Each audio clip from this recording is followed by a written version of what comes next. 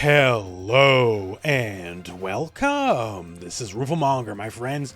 This is the Choose a Main guide for Fatal Fury City of the Wolves.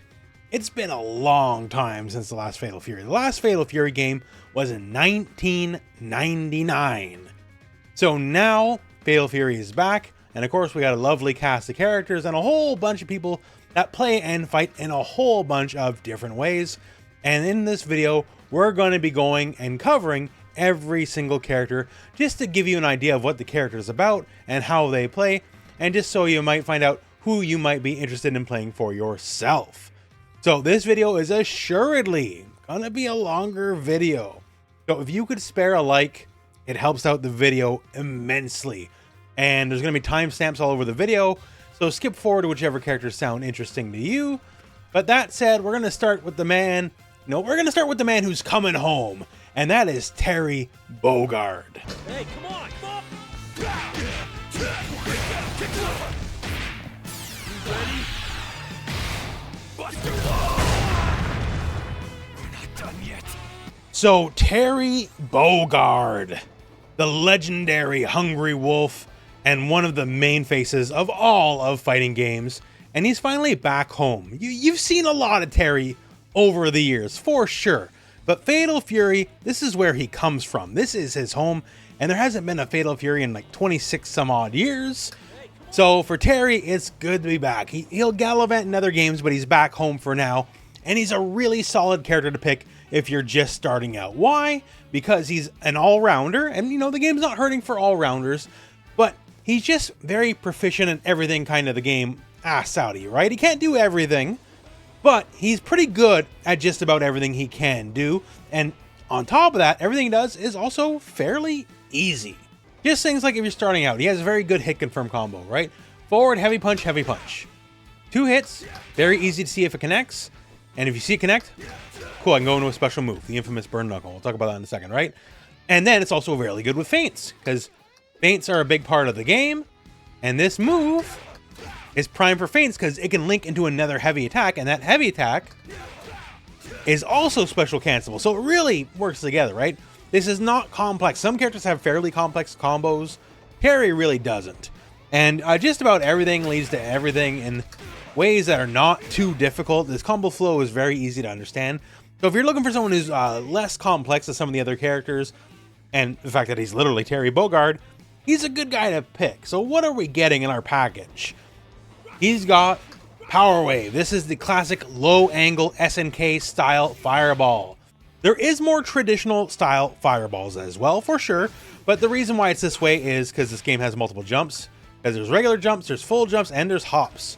So you don't necessarily have to commit to a full jump to go over a low angle fireball. But it's nice. You can also hold the heavy punch button to get the round wave, which is the much more explosive version. It will knock down compared to the regular version. And the enhanced version, the EX version, is very nice. It's very slow, so Terry can like run after it, and it's very wide. It's actually mildly difficult to get around on the ground. So just when it comes to the basic projectile package, Terry's doing very good. We mentioned Burn Knuckle. So Burn Knuckle, classically, famously an ignorant move, right? So we have the 2 spacings, light and heavy. And the thing about this is it's really good because on hit, if you get a hit at all, you get a knockdown, you get pressure. And famously, one of the things that's, well, if you're Terry, annoying if you're fighting Terry, is with even the mildest amount of spacing, it is very safe on block. So you might lose your turn, but there's low consequence for getting blocked out. Because if you get blocked out, it's kind of whatever. -2, not that big of a deal. Now, naturally, you do have to space it. If you do it point blank, you might be in trouble. But if, you know, the whole back and forth of fighting games you find somewhat difficult and you just want to scream in across the screen, Burn Knuckle is literally tailor-made to design that move. That is the neutral skip button. I don't want to think about it. I just want to rush in, and Terry does that fantastically. As we showcase, it's also great combo fodder, doubly so because the enhanced version, which lets you rev cancel other moves. It hits like a truck on the initial hit, single hit, so no additional scaling, and then just lets you kind of just do whatever you want to do after the fact, right? The combo structure, once again, very easy and free form. We also have Crack Shoot. So Crack Shoot is his upward angled kick. And one of the things about it is the heavy version is always going to be a knockdown in this game. Light version will always leave you at slight advantage on hit. And just as you would expect here, it goes higher off the ground, so you can avoid low moves or say low angled fireballs like we talked about previously. Now once again, this is kind of keeping with Terry here. One of the more annoying, if you're fighting Terry, good if you are Terry traits, is it's always safe. Now this is not spacing dependent. You just toss this out. If you get blocked, whatever. Like, you're a little bit negative, but nothing's guaranteed to come in your way. And of course, Terry will get talking about, he has invisible reversal, so you can just smash reversal if you feel pressured. So if it gets blocked, it's low consequence. In fact, the enhanced version is always advantage on block. So this happens here, and you're in their face, and you jab, you're always gonna win. So if you just want to scream in here, and then just take your turn right after the fact, they have to like it, right? Unless they do their own invincible move. So it's another just really good classic Terry ignorant style move. Now, we did mention reversals. So he does have his classic power dunk move. He does not have rising tackle. Rising tackle, actually that's Rock's move now. Because storyline stuff, Rock has some of Terry's moves. But so the power dunk is now his invincible reversal. So light power dunk is always all the way invincible. So if you're looking for, the invincible uppercut, this is literally it. The heavy version, does more damage. It's also break cancelable, meaning you can end the move early and just juggle your opponent. And of course, when juggling your opponent, you can get combos and get even more damage than the base move itself. So that's very handy, very core to the game, how the game flow works. And the enhanced version just juggles the opponent by itself. It is also breakable, like you can end it early, just like the heavy version. But it's fantastic for combo fodder, because you can just do whatever, and you can guarantee to get a full bounce after the fact, and just keep your combos going. Now, returning to Terry is the power charge. This is his Rekka style move. So it is 3 distinct inputs. The first hit just does 1 hit, and you have to do more hits after the fact. So what's good about this, as far as like just basic combo fodder stuff goes, if you can get the hit, it's really good for that. Provides a decent enough knockdown. It is also a source of bullying for Terry. The heavy version, the first hit only, is advantage on block. So if you do this, it's your turn. Whatever you hit, you're going first, right? If you do the successive follow-up hits, then that's kind of negative. Don't do that. But if you're just looking, if you think the opponent is like being a little defensive, you can just make them block this, and then it's your turn again. And the enhanced version, first hit much the same. Your advantage frames after this blocked, and it's quite a bit faster. The heavy version is 25 frames, EX is 16 frames, so it's almost twice as fast. The light version, though, is negative, and that's punishable, so the light version is for combos only. But yeah, if you're just looking for easy advantage frames, if the opponent lets you, you can just keep stealing turns with this, and it's your turn over and over again until they have to commit to hitting a button, and that can be very scary. Now, as far as supers go, Terry has the classical Power Geyser, and of course, every version is level 1 and level 2 version. Level 2 version pretty much always being better. And it hits like a truck. Very hard. In fact, the move can also be break canceled, so you can end it early. You don't have to necessarily commit to the third hit for the level 2 follow-up. This means you can get combos after the fact. Now, how useful some of these combos may be, I don't know for sure, because a lot of them don't do as much damage as finishing the super by itself, right? But to be figured out in time. But the option is there. And of course, we talk supers naturally. Are you okay? Buster Wolf. One of the most signature attacks of all of fighting game history, and is here back in all of its glory in this game. And yeah, it animates really well, as you can tell here. So the one thing about it, it's not quite the full screen checkmate move you think it would be, as it is invincible. It has invincible startup, but if you're looking to catch someone like whiffing something, you got to be a good deal closer than some of the other games Terry's been in, which is fine. The main thing is the speed now, less so the invulnerability. It starts up very fast. So Terry can punish a lot of things a lot of other characters can't with supers. Power Geyser is also very fast startup as well. So things that are mostly safe against everybody, if Terry's got meter, it won't necessarily be safe against Terry, because his super startups are very fast compared to a lot of the rest of the cast. So keep that in mind. And as far as your hidden gear goes, it's mostly just, the big cinematic hit if you get it. Looks very impressive. But for most of the cast, this is mostly the same here. It's your big damage, and if you get it, it resets your red bar. That's the real value. So Terry is a fantastic all-rounder, great to learn the game with, mascot of the franchise, mascot of the genre, really. And if you're starting with the game, you cannot go wrong with Terry. G, get it together. It's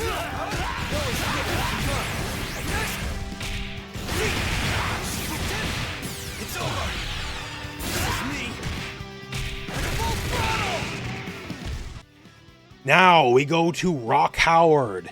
If Terry is the franchise protagonist, Rock is like the actual protagonist of this game, right? It's a new generation, and even though Terry's, still a mainstay, the story is now more focused on Rock. Rock is the adopted son of Terry, but the biological son of the evil and dastardly Geese Howard. So when it comes to, how he plays, his moveset's a bit of a mix.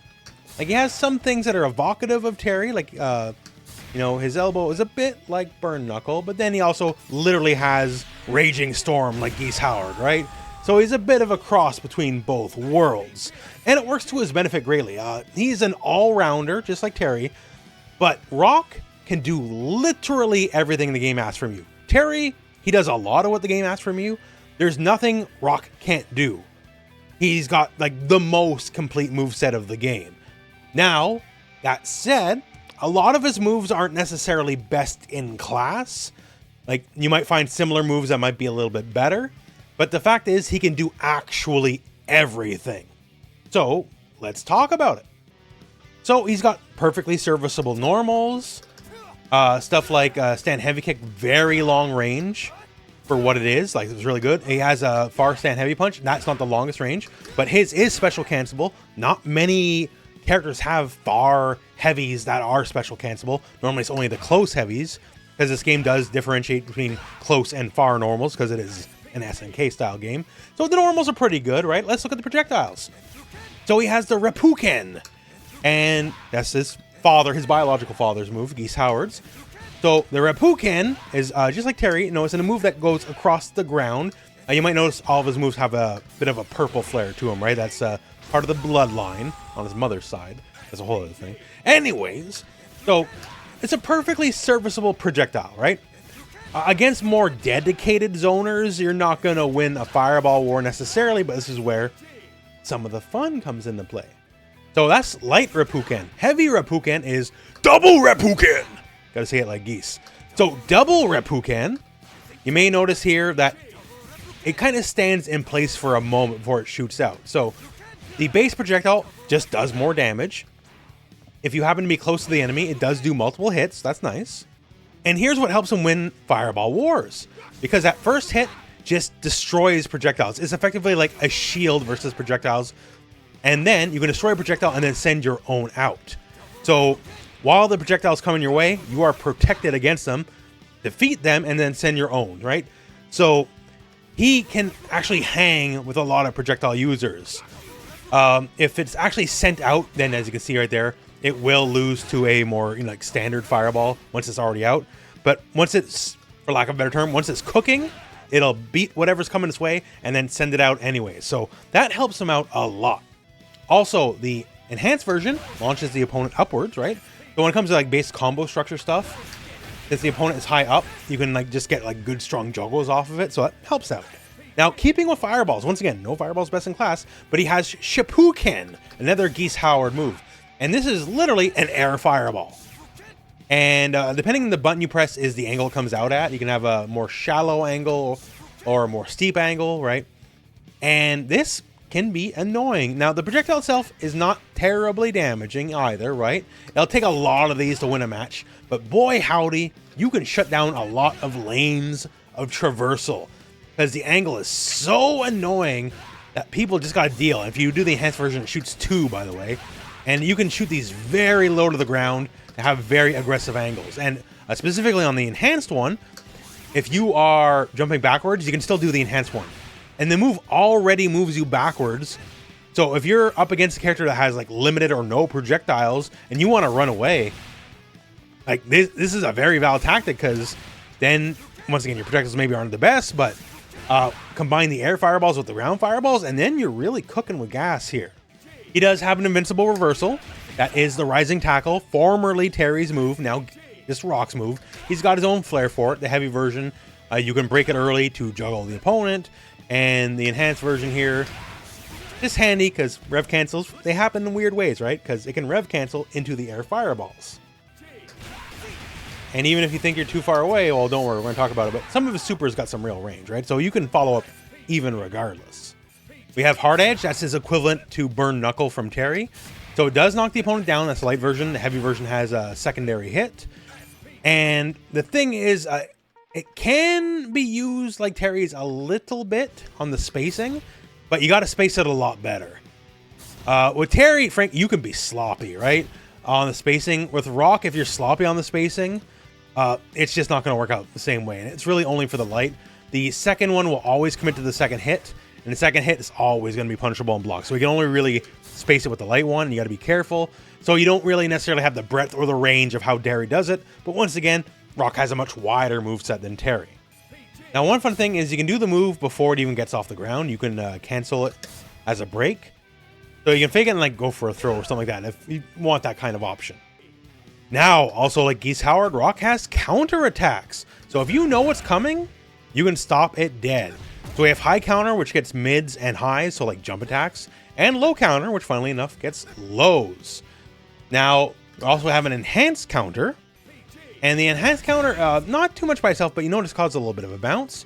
And from the bounce, we can Rev Excel cancel the move, and then get like actual combo ability, right? It'll be a little heavy on the bar, but you know, you can get potentially very large damage from a real hard call out. So that's very nice to have. Okay, so we already talked about it a lot, right? He also has the Shinku Nage, Geese's grab. So he has an actual command grab. Now, as far as grabs go, it's definitely not the best in the game, but the fact that he has it on top of all these other tools, right? And this move also, you can enhance it for a free wall bounce. And naturally, from a wall bounce, you can get all sorts of combo ability, and we can start stacking up the damage a little bit here. It's definitely not Tizoc, but just the fact that you get the option, right? That's fantastic. And to kind of round it up, you've already seen it now a couple times in video, he has a command run.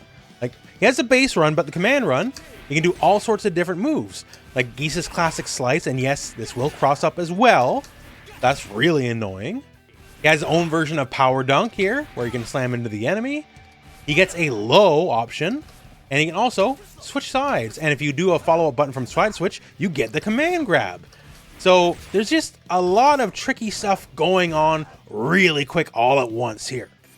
And then when we do stuff like the enhanced run, all of a sudden, like a lot of these moves become advantage on block, which is very tricky. That run becomes the EX version of the grab with the wall bounce. The low that's attached gets so much frame advantage. You can actually combo after the fact, right? So, like, once again, Rock is a gigantic toolbox of a character. Now, as far as supers go, we mentioned Raging Storm. So this is iconic, very damaging, very quick, although no actual range. But if you're just looking for like a good reversal, just how to end a combo and get some real damage in, that's fantastic. And then we got Shine Knuckle. So he quickly moves across the screen. The level 2 version specifically works more like how you think Terry's Buster Wolf should work, in that it's a good move to kind of hold people hostage with. So if I'm most of the way across the screen, like not necessarily literally full screen, but most of the way across the screen, and I catch you doing anything, it's a gotcha. It's a hard gotcha. It doesn't do as much damage as Raging Storm, nor should it, because the fact that I can catch you from like 90% of the screen throwing a fireball, that means if Rock catches you whiffing buttons, if he's on the ball, he's got you, right? There will be a better example of this later, but this is still this is actually one of the best in class examples. This is one of the better ones. So when it comes to utility for super, it's great. And of course, naturally, the big hidden gear, the big super cinematic, you see the cool angel wings. Rock has purple angel wings. That's part of the reason why everyone loves him. He actually does power geyser. So he's taken from his other dad, Terry, now instead of Geese. So that's kind of cool. So Rock has protagonist syndrome. Because he is the protagonist, he can do basically everything, and he's pretty good at everything as well. And you would be well served if you're just looking for a character to put your time into. Rock can do everything, so Rock is a good character to put your time into.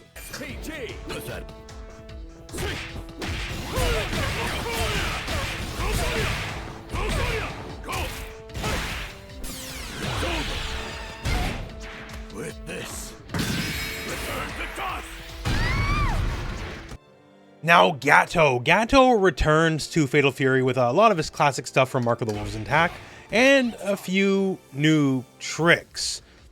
So Gato, he doesn't open his eyes anymore. It's not that he's blind. He isn't blind, but he's realized, for whatever reason, seeing is what held him back. So now, that's part of his new stance, is that he will just refuse to look at you. He'll fight you with his back turned. So that's all new in addition to a lot of his classic stuff. So when it comes to like the base kit before anything else, like he's got a command overhead, very quick at 19 frames. It's pretty much going to get most people almost every time. A very interesting command normal and forward and light kick. Because, as with many things, you know, skill-based game, if you space it correctly, you can then be pretty advantage on hit. And if you're pretty advantage on hit, all of a sudden, you can make it naturally combo. And more to the point here, if you got that good spacing on you anyways, not only will you get the combo, you can make it either completely neutral or actually slightly advantage on block. So very powerful move. And you know, it's fairly quick for what it is, right? 13 frame startup. So what's the weakness? Well, the weakness is, while it can hit people who are crouching, like the initial part here, the sweet spot will go over someone who's like crouching, will go over their head. So the range you're looking to engage with it, if you catch them crouching, well, that's not going to happen. Now, there is a part where if you're closer, you will be able to catch them and still get either neutral or advantage frames, but it's from further away, right? So it's not a perfect one-stop answer, right? The part where you would get advantage on block and combo on hit is different where they're crouching or standing. So play around with it, but still, for just a quick little command normal, man, that's really good. That's really good. Another trait he shares with Hotaru is he can turn around in the air. Now, like many fighting games, you'll have like things like the cross up, right? Where you can jump in and do the other side. But when he's turning to the other side in the air, he's literally turning to the other side of the air, and any associated moves he does in the air also turns, like jump heavy kick.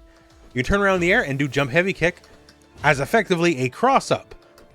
So this is a very interesting trait and makes just general cross up offense a lot stronger because he doesn't have to rely on the designated cross up move, because every move is a cross up move for him as long as you turn around in the air. And when it comes to just general pressure, he's very blessed, right? So stand heavy kick by itself is naturally advantage enough to link into crouch light punch. And if you can do a crouch light punch, well, you can do some basic combos, right? And also, just by itself without any tricks, is pretty advantage on block. Like, he has advantage on block moves, sure. Like a close heavy punch feint is advantage on block, but then you also have to feint, right? This is just plus on block by itself, combo on hit. You know, there's a lot to love there.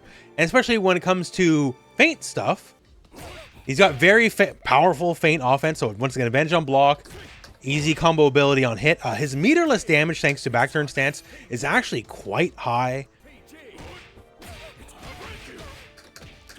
So that's over 300, and like, we didn't spend even a single meter. Just basic hit confirm, right? So like, powerful options when it comes to just the basics. So now let's talk the classic moveset, right? So Quaking Fang, yeah, it's still here. So it's a single hit normally, special move, cortical forward punch, big palm, and you do a follow-up, knocks the opponent down. Now, new to this game, with that new back turn stance, if you hold the button after the fact, you just automatically go into back turn stance. And we'll cover that in a moment. But it gives a new layer to the offense, not the least of which, well, just how the system mechanics work. He still has an invincible reversal. So this is his Dragon Punch motion style move, Dragon Punch kick. And, you know, lots of kicks. The heavy version, you can break it early to get general combo ability. Like all the stuff you would expect with a good reversal, it's all here.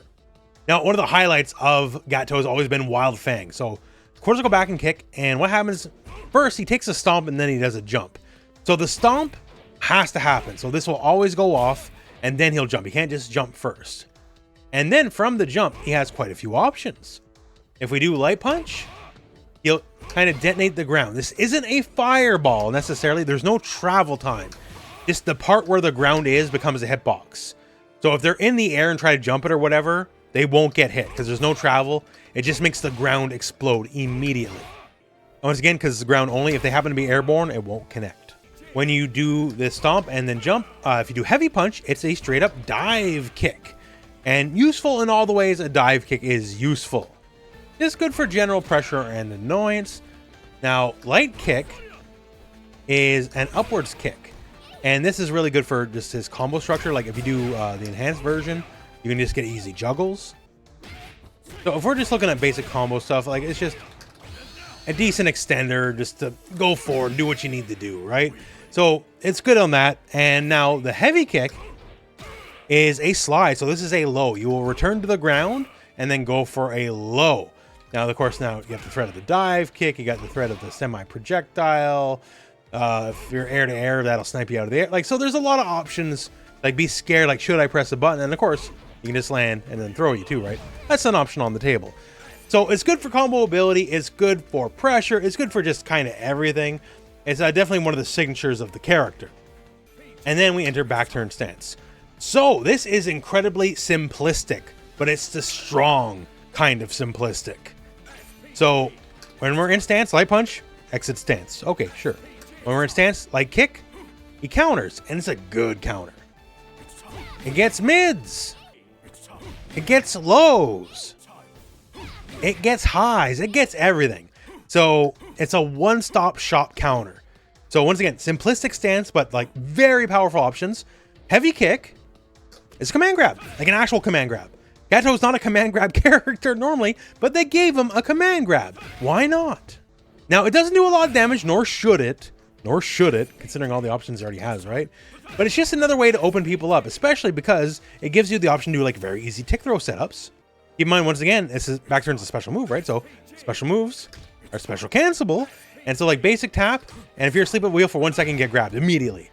So that's really strong. And then add the fact that you have the enhanced version, and the enhanced grab has all the same rules as any other kind of enhanced move, meaning you can get EX rev cancel combos off of it. Now all of a sudden that grab's hurting a lot. Now keep in mind here, the tick grab setup here off jab, you can literally do this, enter EX stance, and hit the button as fast as possible, and there's no throw protection. So keep that in mind.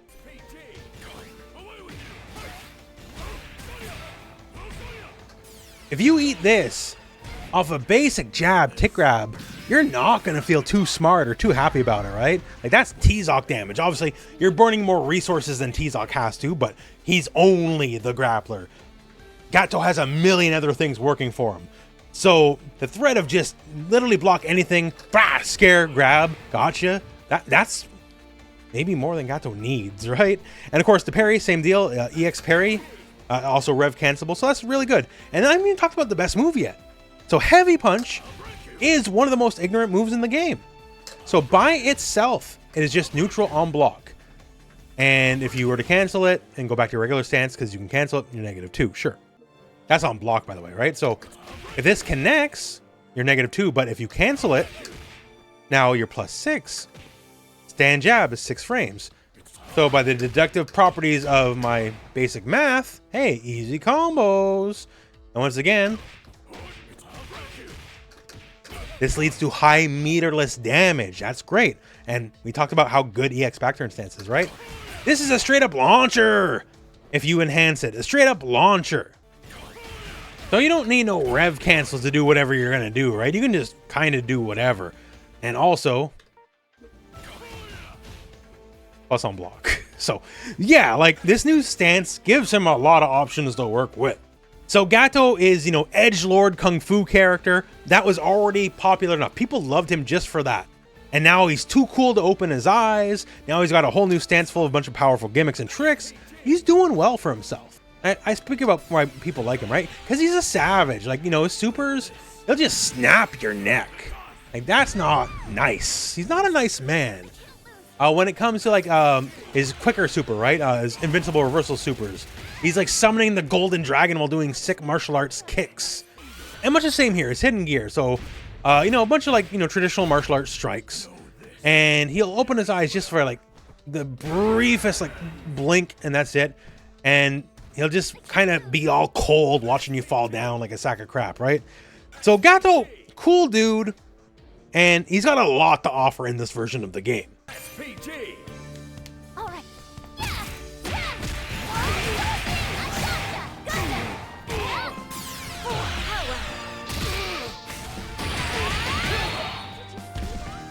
Next up, let's talk Hotaru. So Hotaru is another all-rounder style character with a very large moveset. She can do a lot of different things. Now, one weakness we gotta kind of put out of the gate, she's shorter, she's a little girl, right? And thus, some of her, her arms and legs aren't as long as the other characters. So she's a bit shorter on range. Like the only real notable button that has any kind of range is Crouch Heavy Punch, which, is nice. And it's also special cancelable, so that's very handy. She does have a lot of aerial tricks though. So she has an air throw, that's nice. She has the head stomps. You may notice this from other, kung fu ladies over other fighting games past, right? So she has the head stomps, and just like Gato, she can turn around in the air. So this means, while naturally she'll have like a regular cross-up style move, this means every jump can become a cross-up. So that means her aerial offense is just a good deal stronger than a lot of the rest of the cast. This also helps quite a bit after the head stomps, because she can always turn around and get a facing follow-up attack. So now when it comes to like the all-rounder moveset, does she have an invincible reversal? Yes, sir. So she has a standard, Dragon Punch style move. The light version is invincible.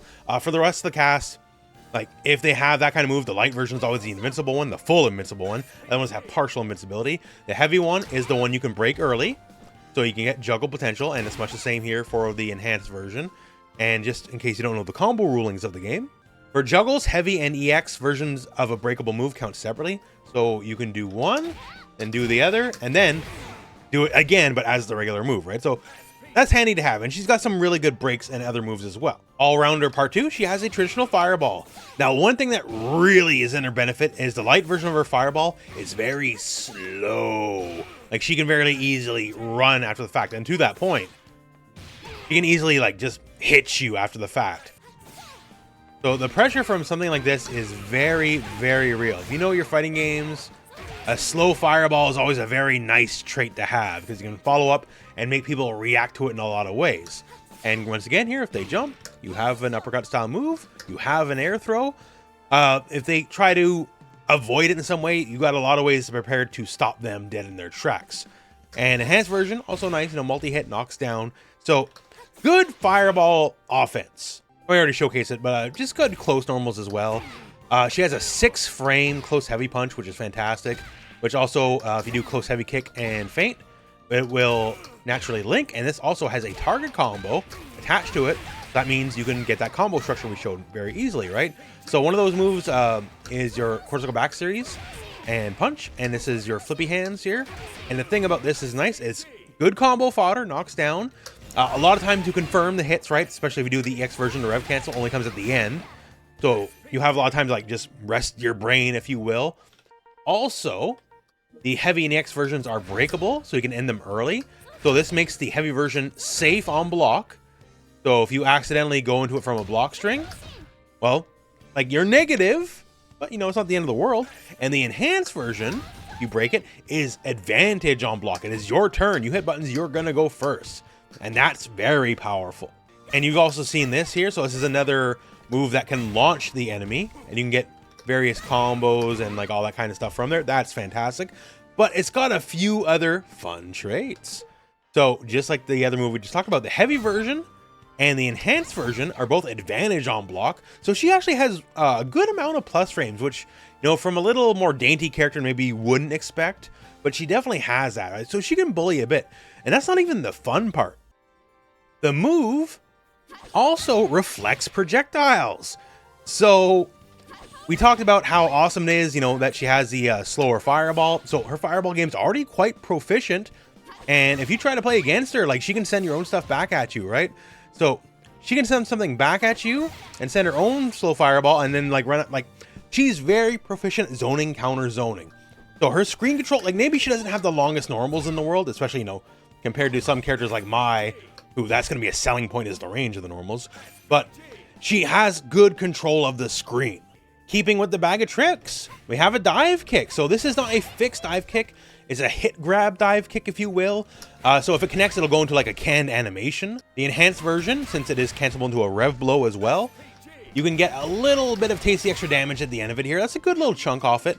As long, by normal dive kick rules, as long as you space it mostly correctly, you're pretty much safe on block. You just got to think about the spacing, like -2. The enhanced version, actually, depending on your spacing, can be advantage on block, which is very nice. And also the enhanced version can be done while jumping backwards. So you can just jump backwards, and if you see them, you know, whiff button, do something stupid, you can scream right back in. So that's really good. And again, Hotaru, bag of tricks, right? So we already showed a lot of cool things. So how do we cap this off? Well, oh, they're blocking so much. It's so annoying. I don't know how to crack them open. We got an overhead, sure. You know, that's nice. But how about I just command grab you? Yes, she has a command grab. Awesome. So it's not that damaging. It's definitely not a Tizoc grab, but it's a small, quick character with good fireballs, a character that can run, has all sorts of air tricks, and she can scream in and command grab you. That's valuable. And of course, you have an enhanced grab as well. An enhanced grab is, you know, EX Rev Excel cancelable because it's an EX. So basically, if you got some meter to burn, you can make this sting. Like, you can make them feel it, right? Especially with the super at the end, as you know, the damage won't be scale as much. So like, that's like a Tizoc grab. You're spending more meter, but 400 damage off a character that's small and can run off command grab. Yeah, sure, that's a game-ending proposition. So like, you add all these weird tools together of like air turning, stomp kicks, good fireballs, weird plus on block moves that really maybe shouldn't be plus. Like, she's got a really good toolbox to work with. If you like having access to a lot of different tools, Hotaru is legitimately fantastic at it. What's this?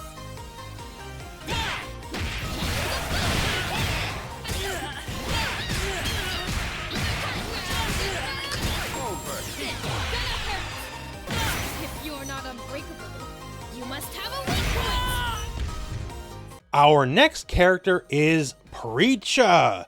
So Preecha is the student of the legendary Joe Higashi of Fatal Fury fame. And yes, he will be a character. Later on, he'll be free DLC. But for now, we have Preecha, his student. And you can tell here, you know, a bit of a science center. Preecha is an academic, whereas Joe might have a learning disability, if we're being all the way right. So she's a very smart lass, and she's applying her smarts to the science of martial arts. So she likes martial arts, but she wants, you know, the more nuts and bolts bit than just the will to fight like some of the other characters. And yes, she is a Muay Thai user, just like Joe. And like Joe, she can summon the wind and the hurricanes. So Preecha is very much an in-your-face kind of character. To that point, like, she does have a projectile. It's very workman-like. Like, the base shot can't even go full screen, which is fine. She does have, like Rock, a double shot where the first shot can cancel out other projectiles. So if you're getting zoned out a bit, you at least have that to kind of fight back with. But the name of the game is getting in. That's where she succeeds.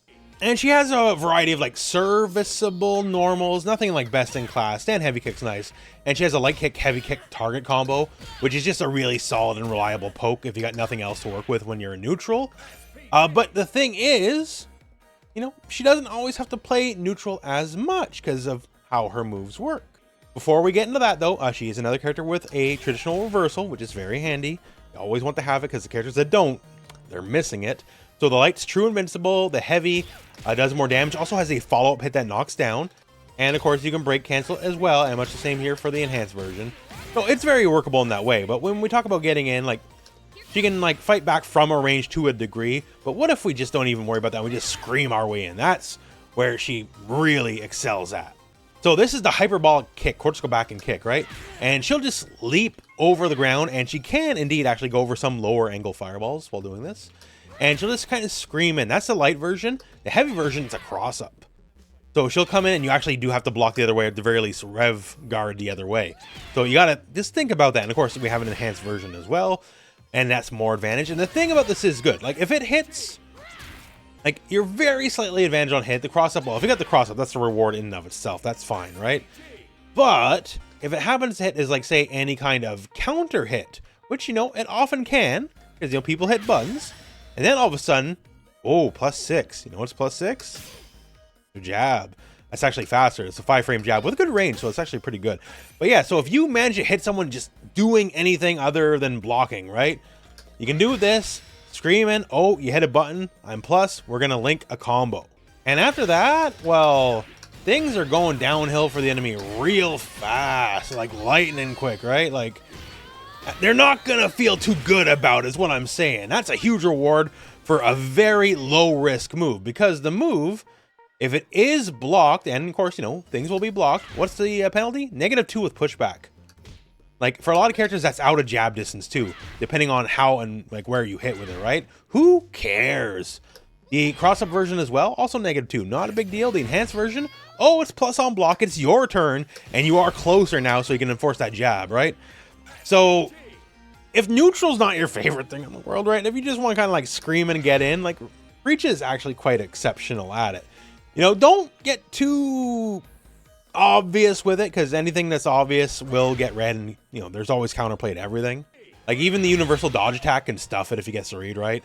So you gotta watch it. Don't be too obvious with it, but yeah, it's very powerful. And speaking of powerful, we have circular steps. So of course, I'll go back, and when your punches, and Preecha will take just a little back step backwards here, and from there you get 3 options. You get the bazooka knee, which mostly combo fodder, although you can make it safe on block with spacing. But the fun part is, it's a true 50-50. We got a low that goes into a hit grab, and we also have an overhead that'll crack someone's skull open. One's 21 frames, the other one's 20 frames, so no, I'm not going to fuzzy guard. Oh, I just fuzzy guard. No, you're not going to fuzzy guard, okay? So basically, in the situations where she has advantage frames or like is on top of you, it's basically actually kind of guess 50-50. And the thing about that is, like many things in the game, the rev system.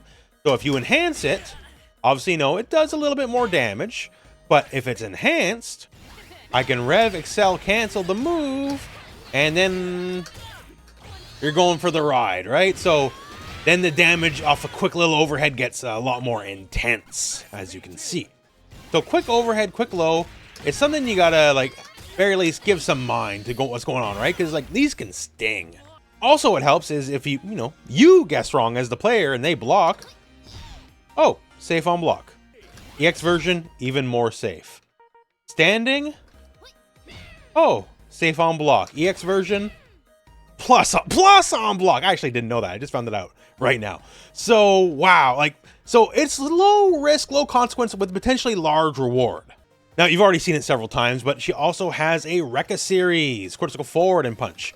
And this is definitely just combo fodder for the most part.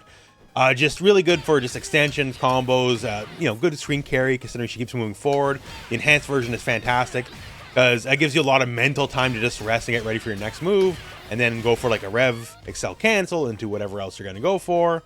Also, it helps the enhanced version. The first hit also is advantage on block. So if you're getting blocked and you just want to take another turn, just spend a little bit of your meter, you're good to go. Also, when it comes to just getting in, because that's kind of the name of the game here, right? Her grounded rev blow, as rev blows are armored and just basically deflect projectiles just as a matter of course, right? So if you're just looking to scream your way in, this actually is really fantastic at it. You obviously have to be in your SPG to have access to the rev blow, but it's just another way to get in. And getting in is the name of the game. Now, supers. So you've seen it now. She has the tornado supers, level 1 and 2. These are generally just good for damage. Like, even the level 1 kind of hurts off a lot of combos you get it for. Level 2, obviously more damage, suitably more cinematic.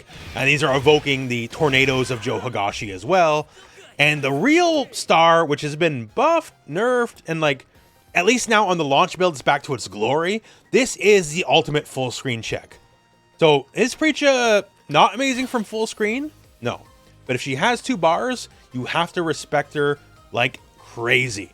You're just saying like, oh, I'm just a little boy, I'm going to toss my ninja star, right? Sure. Here's what happens to that from full screen. So here I am, I'm just like watching hit buttons. Oh, gotcha, you're dead.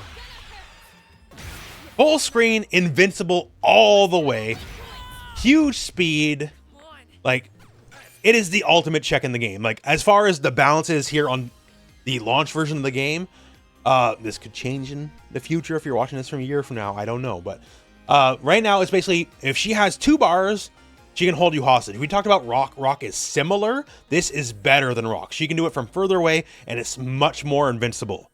If you do anything I can react to, you're done. It's really that simple. And this hurts. This is a raw level 2. So this is going to be a giant chunk of your health. So it's a very respectable move, and you can kind of sit on 2 bars and just dictate the match from far away when otherwise you have no right to, because you can't even interact with the enemy other than the level 2. It's fantastic. And of course we have the hidden gear, and you know what? It's fun. It's cute. I like it. She's a math nerd. So we're going to mix some Joe Higashi hurricaneisms with some math.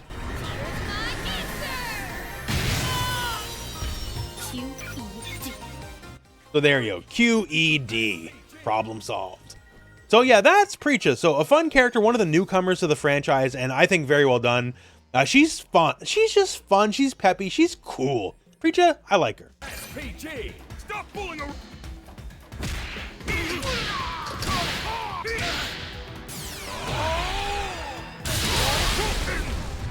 Just getting warmed up. Okay, now we're talking Marco Rodriguez, formerly Kushnud Butt, but different era, different name. He's Marco now, for sure. Marco is your favorite Shoto's favorite Shoto. Can he toss the fireball? Sir. Can he do the uppercut? Yes, sir. Can he do sprue kicks? Yes, sir. He can hurricane kick his way through. So yes, he's very much classical Shoto and like has the look. He's the guy in the karate gi. Maybe he's got a more rockin' haircut than the average Shoto, but he's definitely that. And he's very much the student of Ryo Sakazaki of Art of Fighting fame. And that's where a lot of the moveset comes from. And it's also why some of the moves are bigger than what you might expect, right? Like Shinku Hadoken, not as big or dramatic as how Shoko can. It's a good deal more impressive.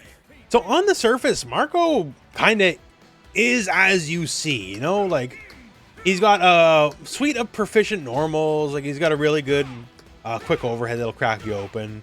He's got easy target combos if you want to kind of just rely on that. But yeah, he very much has that move set, and it's exactly as good as you would think. Once again, too, he has the uppercut, right? So that's very invincible. And also the heavy is breakable, and actually, too, the enhanced version is breakable as well. And that's sort of where Marco thrives in combo structure, is he has that, but he also has horizontal forward kick, and these are also breakable moves as well.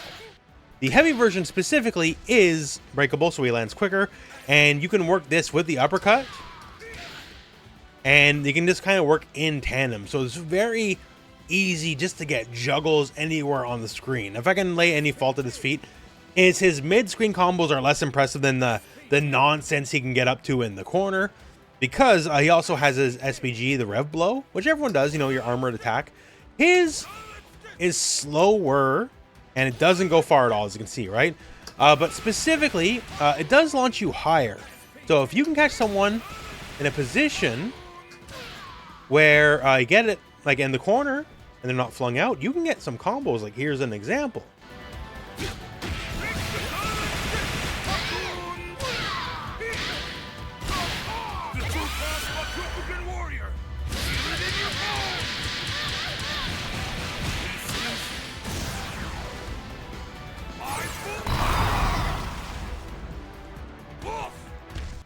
And that's not even necessarily an optimal example, but just an example nevertheless, right?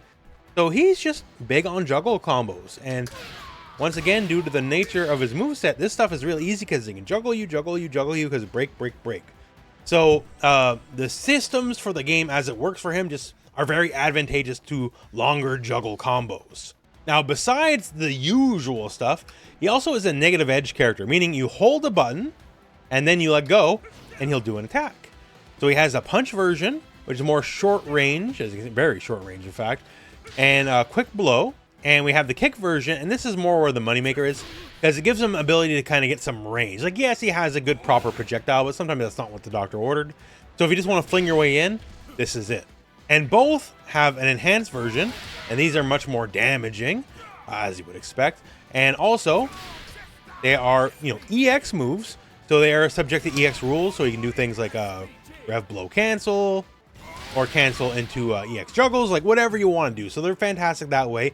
And some of the more damaging combos will utilize these moves as they hit very hard. Now, a trait you won't see in the usual Shoto move set, though, is cortical back punch. So this is a command dash, and you know, it doesn't look like much in and of itself, but it has a secret attached to it. It has a counter attack built into it. So basically, he can move forward and gain space on you and counterattack while doing it. So the light version gets mids, and the heavy punch version of the move gets lows. Nice. And naturally, the enhanced version does more damage, and being an EX move means you can just do all sorts of silly Rev Excel cancel combos, and go from there. So it's a nice defensive trait. A bit of an oddball trait, but a nice one. So besides that, we have the super. So we already talked about how Shoto can. It's the big fireball. It hurts real bad. The level 2 version is very fast. So if you can confirm a hit from full screen, it actually will combo from a regular fireball for terrific damage. Absolutely terrific damage. Also, due to the nature of its speed, it will definitely win Fireball Wars. If you catch them tossing a fireball on reaction, you can toss this, you'll win. It's not invincible startup, so it doesn't work, say, like the way we talked about Preecha, where it'll get you pass moves. It's specifically a hard call out for fireballs. You see him toss a fireball, and you're like, well, my fireball's just a little bit bigger than yours. And hey, speaking of bigger than yours, his uppercut, the super uppercut, level 2 especially, right? Just a little bit bigger than yours. This will make you appreciate how high up the stages go. Because Marco, he's taking you to the ceiling on this one. Oh, it goes up that high. Yes, it goes up that high. So they had to model all the stages that high, because Marco will bring you up that high on his uppercuts. Also, very fast startup here. Level 2 is a 6 framer. That's a jab startup, basically. And of course, we have our hidden gear. And this is not Ryo Sakazaki so much as it is Takuma, Ryo's father. So Marco's been learning from all the aspects of the family, not just one person. And yeah, so also Akuma in Street Fighter has that move too. So Marco's a strong guy. Like, I know he's got the pompadour. You probably think he's a bit silly, and he is a bit silly. Like, yo, he's got a freaking karate bear, right? That's his best friend. So he is a bit silly, but he's not silly like that he's a weak comedy character. Marco is tough, like, actually. And he's bad. Like, look at this dude. This dude exudes manhood. So if you like the classic Shoto character, and you just like a guy who's just plain badass, Marco is that guy.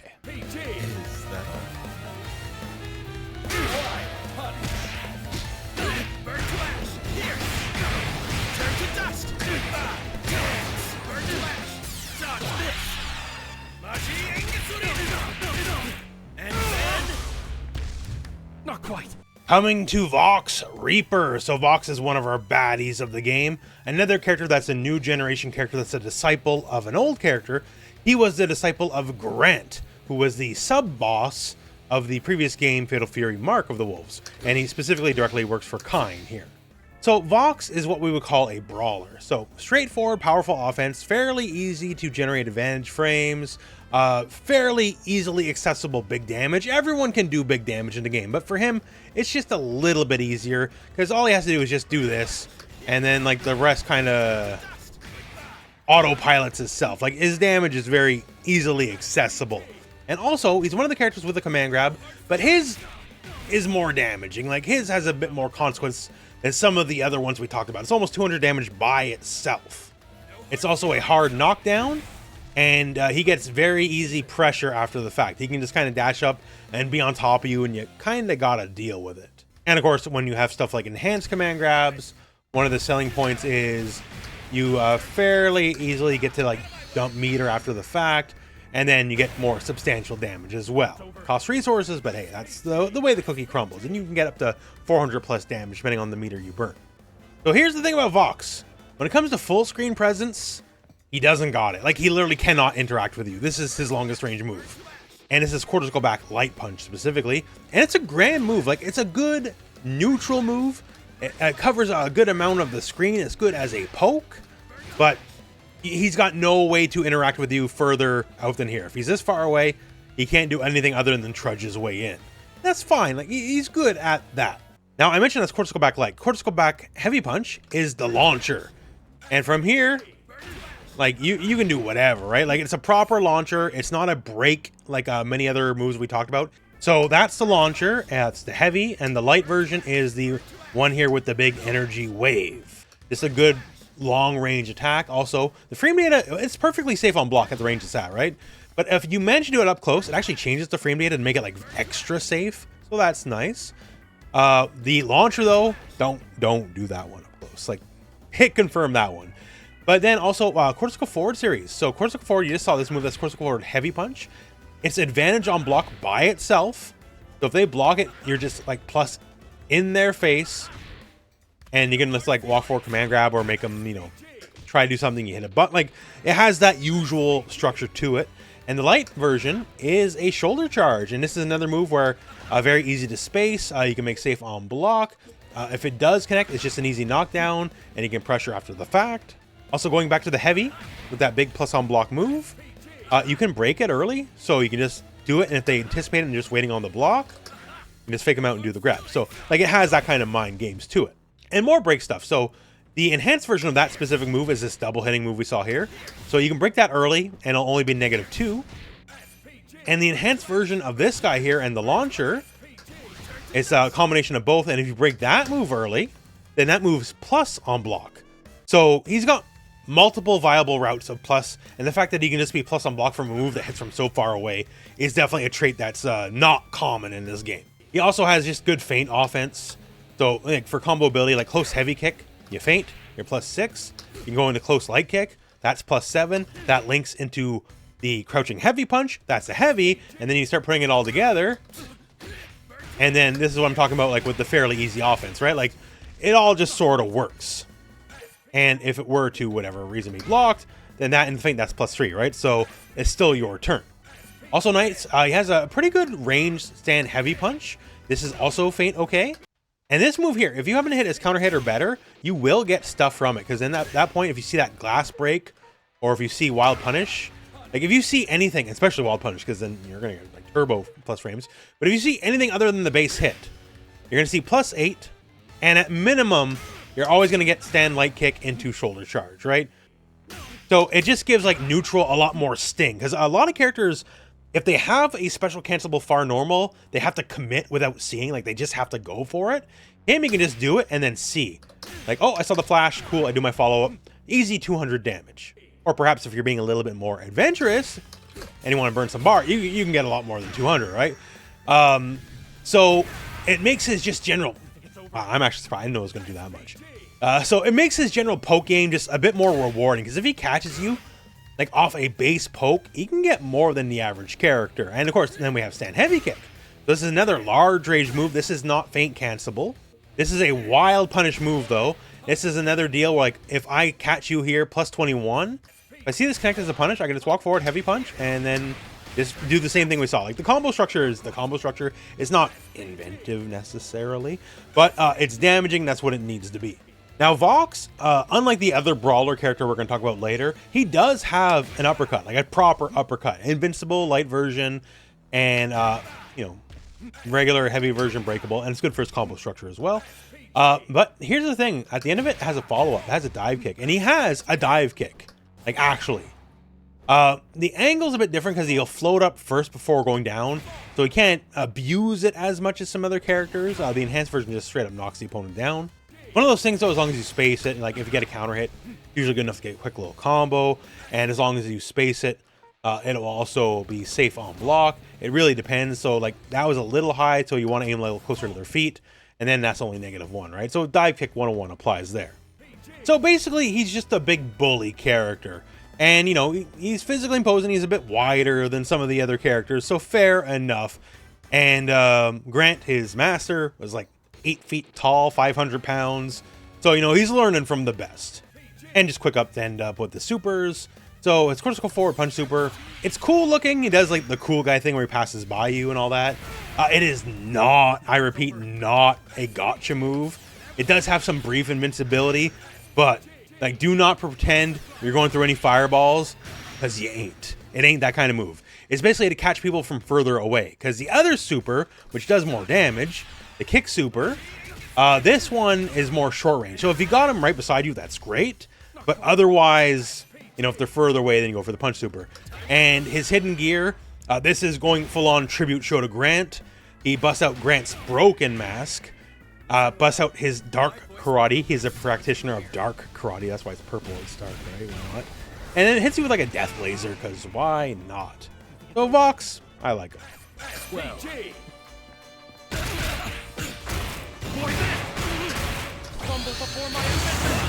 You will submit. Now we have Kain R. Heinlein. And yes, it's Kain, it's not Kane. I know, but that's how it is. Anyways, so he was the boss of the last game.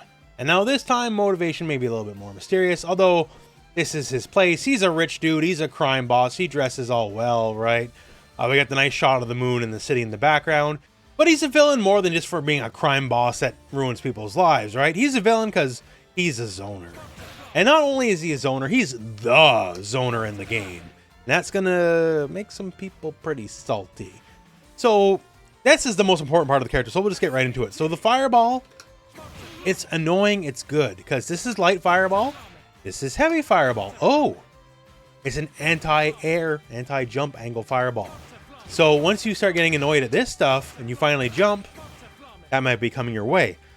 And the enhanced version, oh, it covers both angles. So like you're literally not getting around it. You gotta kind of deal, right?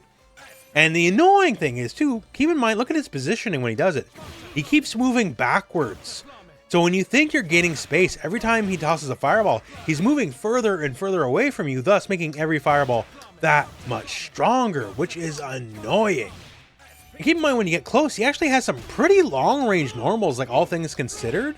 So like it's actually difficult to contest with him. Like he's got some pretty workable moves that can hit from pretty far away. Like dude's got some buttons is what I'm trying to say. Now we're gonna add a layer 2 to this, right? If it was just a fireball, it's annoying enough, but like there's just defense in this game. And you know, there's ways to get around fireballs, but then this happens. So what's this? That's basically a landmine. You toss it out, it owns a part of the screen, and eventually it blows up. And not only does it blow up, you can manually detonate it as well. So you don't gotta wait for it. You can let it go, but you can let it go early as well. And you can see here, you can cover multiple angles and you have 2 on screen at the same time. Well, this is happening, and this is happening. Like, stuff's happening, basically. And when he does this, and he sets up shop, and then you get close and he can detonate it, right? That's a whole nother layer of frustration of your character that has to get in. And when you have 2, you can detonate one or the other. Or if you want to burn a bar, you can detonate both at the same time. Like, however you want to work it, right? And EX places both on screen at the same time as well. So there's just a lot of trash on the screen when you have this character, and that's definitely to his advantage. And keep that in mind too. Say if you can somehow counter zone him, his rev blow is the longest range rev blow in the game by a lot. Like by a lot. It goes about 80% of the screen roughly. So that's, keep in mind, it's armored, it defeats projectiles in and of itself. So if you dare toss other stuff at him, like he can come your way and also just blow you back. Now, let's keep the villain story going here. He's also the game's only charge character. So he has effectively a flash kick analog, if you will. And this is also break cancelable, and he gets very good juggle combos. Hopefully I did one that you saw right before this. So this is very invincible, just like, you know, flash kick will in the light kick version. The heavy kick version, you can break and then juggle afterwards. The EX version has 2 layers of breaks. You can break on the first hit or the second hit. And there's different values to both, right? So the charge is very powerful. There's a reason why it's charged. It's bounced around being charged. If it was a motion, this one would be a little powerful. But given the combo ability it does, you can safely toss it on block screens. It's barely negative. And the enhanced version's plus on block if you break it. So like, there's a lot of upsides here. And just to sort of round out the moveset, right? He has the charge, the blitz. So this is kind of like just a standard shoulder check style move. The one thing about it specifically is you can break it early, so you can like not commit to the hit, go in, and then fake out and throw, or like whatever you want to do, right? And also, it's a good way, the heavy version specifically, you gain a lot of space very fast. He cannot run, he's a dash character. Some characters dash, some characters run. And this lets him go across the screen much faster than he can ever dash. So if mobility is an issue, that helps out. As far as supers go, his cortical forward punch super is kind of like your standard strike super fair. Like, it hits, you go into a little small cinematic, you do the thing, right? It's good for damage. It's the damage super. Kick super though, cortical forward kicks. This one tosses out a projectile. Now, the main value for this is you can just kind of keep juggles going with this. So you can do a level 1, then just keep comboing and do whatever you want to do. That's great. The level 2 though is a bit more serious. Level 2 is like, okay, let's play a game here. Because we got this big, slow, bouncy ball of death coming your way, and you gotta deal with it, right? And I can, like, literally be out in front of it here. We talked about how we can use that one special to cancel it early to gain space, right? I can be out in front of it. I can attack you while it's behind me. There's lots of ways to pressure with it. And, of course, we have the cinematic hidden gear, and this is kind of evoking his old Starfall stuff from the previous game. But yeah, so he's going to be shooting a lot of purple energy at you. He's a zoner. He is the zoner. Other people have proficient fireballs. He's got the fireball game. Because he's literally running away while doing fireballs. That's the zoner's dream, that while I'm successfully doing the game plan that wins me the game, I'm still running away. So he's going to be a character that might get you a little angry, is what I'm saying.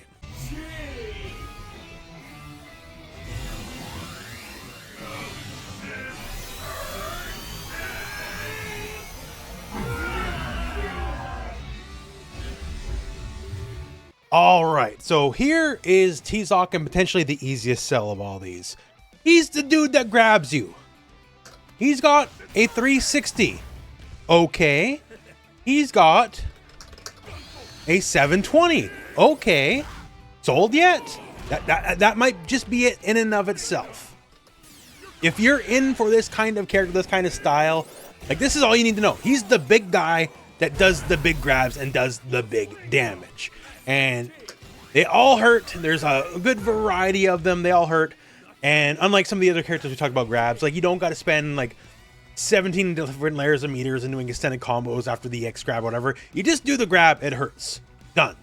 All right. So we got that. That's probably enough, but we'll keep talking just for completion's sake. So, okay, we got 360s. We got 720s. What else we got? We got run grabs. And these are quick enough to be dangerous. Like, quick enough that they will realistically catch you in a real match.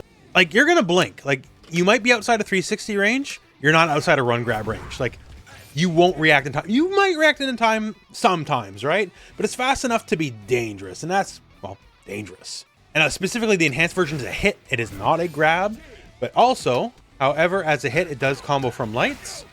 And it is Rev Excel cancelable into the big elbow just for a little bit more damage.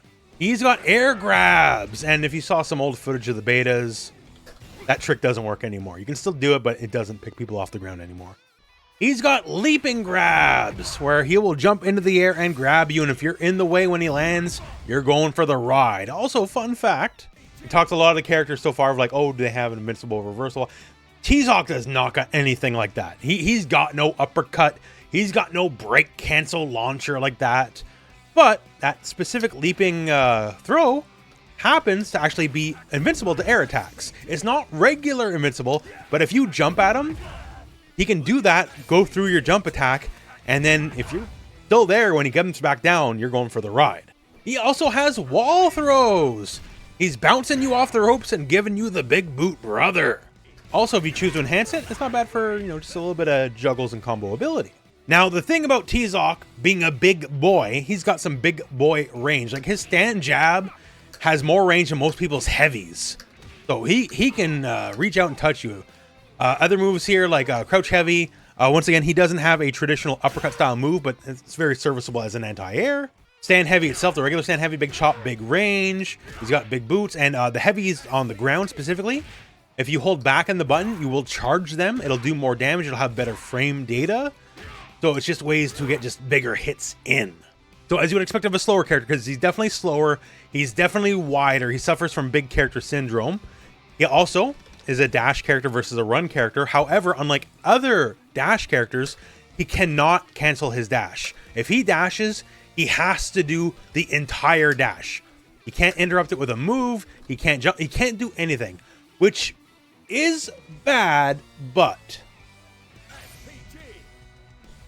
it's also how you buffer in 720s, because I hid my 720 input inside of that dash. So if I dash towards you and you don't react to it, you're going for the ride. Now, keep in mind, he's a big boy, he's a wrestling guy, Lord Raiden is in the background hyping him up. Proper wrestlers got a good clothesline on him, a good lariat toe, if you will. And for this, it's good combo fodder. His combo is more limited, we'll talk about it. And for him, admittedly, he's a slower character, right? This does get him in fairly quick, and as long as you space this mostly decently, it's barely negative on block. If you're up front, well, that's death, but like, at that point, you're like in range of your better buttons, so you shouldn't be bothering, honestly. The heavy version is always safe. It's barely negative. He does hop backwards, though. It's very telegraphed, very slow, but you can break it, and then just kind of empty hop backwards, and like, oh, no fuss, no muss. Pair that with the Olympus elbow, where he just does a gigantic leap and will, you know, go over many obstacles. Like say a Power Wave Hungry Terry. Well, that goes over Power Wave and actually goes over even the more traditional fireballs as well, right? And Beauty of Beauties. This move also actually is kind of safe. Like technically numbers wise it's punishable on block, but with that pushback, like nobody's really for the most part touching it except for a couple very select super moves. And again, the heavy version jumps back first, and you can also break it and basically just comes like a backdash and fakes the opponent out. And just while we're in the land of neutral specifically, his dodge attack has a lot of range. And with the range of his other, you know, exceptional normals, he can kind of take you to the cleaners here if he catches you. So you got to watch out for that. Like, you got to respect his neutral. He's slow, but he can contest you once he's in, and he's got a couple good decent ways to skip his way in. Helping with that also, your Rev system, the universal system, Rev Blow when you're SPG, he's got a very appreciable range. Like his grounded Rev Blow, it's from very far away. Also, he's got some language on him. And the aerial Rev Blow, he does basically Condor Dive, which is fitting enough. He is a Mexican Birdman grappler, and thus has earned the right to Condor Dive. And being a Rev Blow, you can also do it while jumping backwards. It moves forward at a good angle. It's also mostly safe unless you just horrifically space it. And if you space it decently, you can actually even make an advantage. So that's really cool. He likes that. So yeah, he's a big boy doing big boy things. As far as combo structure goes, like his basic stuff is, well, basic and by design. His heavier combo structure is not terribly complex. Like heavy feint goes into heavy feint, goes into light. So you don't got to burn too many neurons, right? You're worrying about the really advanced stuff like landing a grab. So you don't want to burn too many neurons on combos. Like you can definitely get your damage in, but like combo structure for the most point is fairly simplistic for the boy. Like it hurts, but you're not doing like some grand exhibition. To that point here, Super's a very simplistic super game.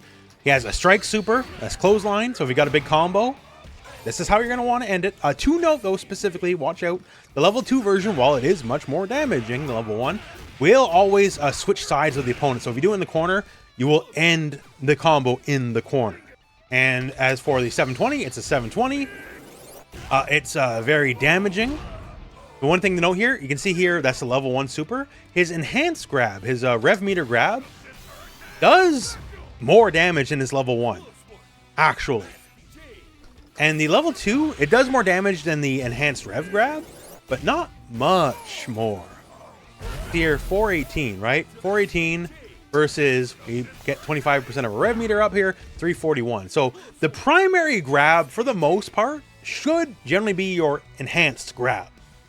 The meter, honestly, like, almost, I would say, better saved for combos. Like, once again, the startup, you can see it says invincible. He does not have much in the way of defensive options. That's certainly one of his weaknesses, so a proper invincible reversal is rarer for him.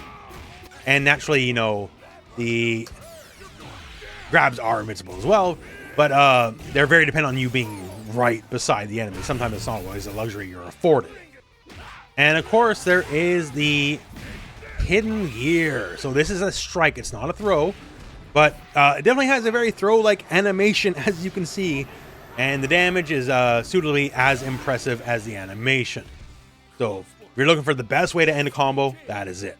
But Tizoc is a big boy, and he's looking to do big boy things, and he's the character with the 360 grab, and for many people, that's the selling point right there. SPG.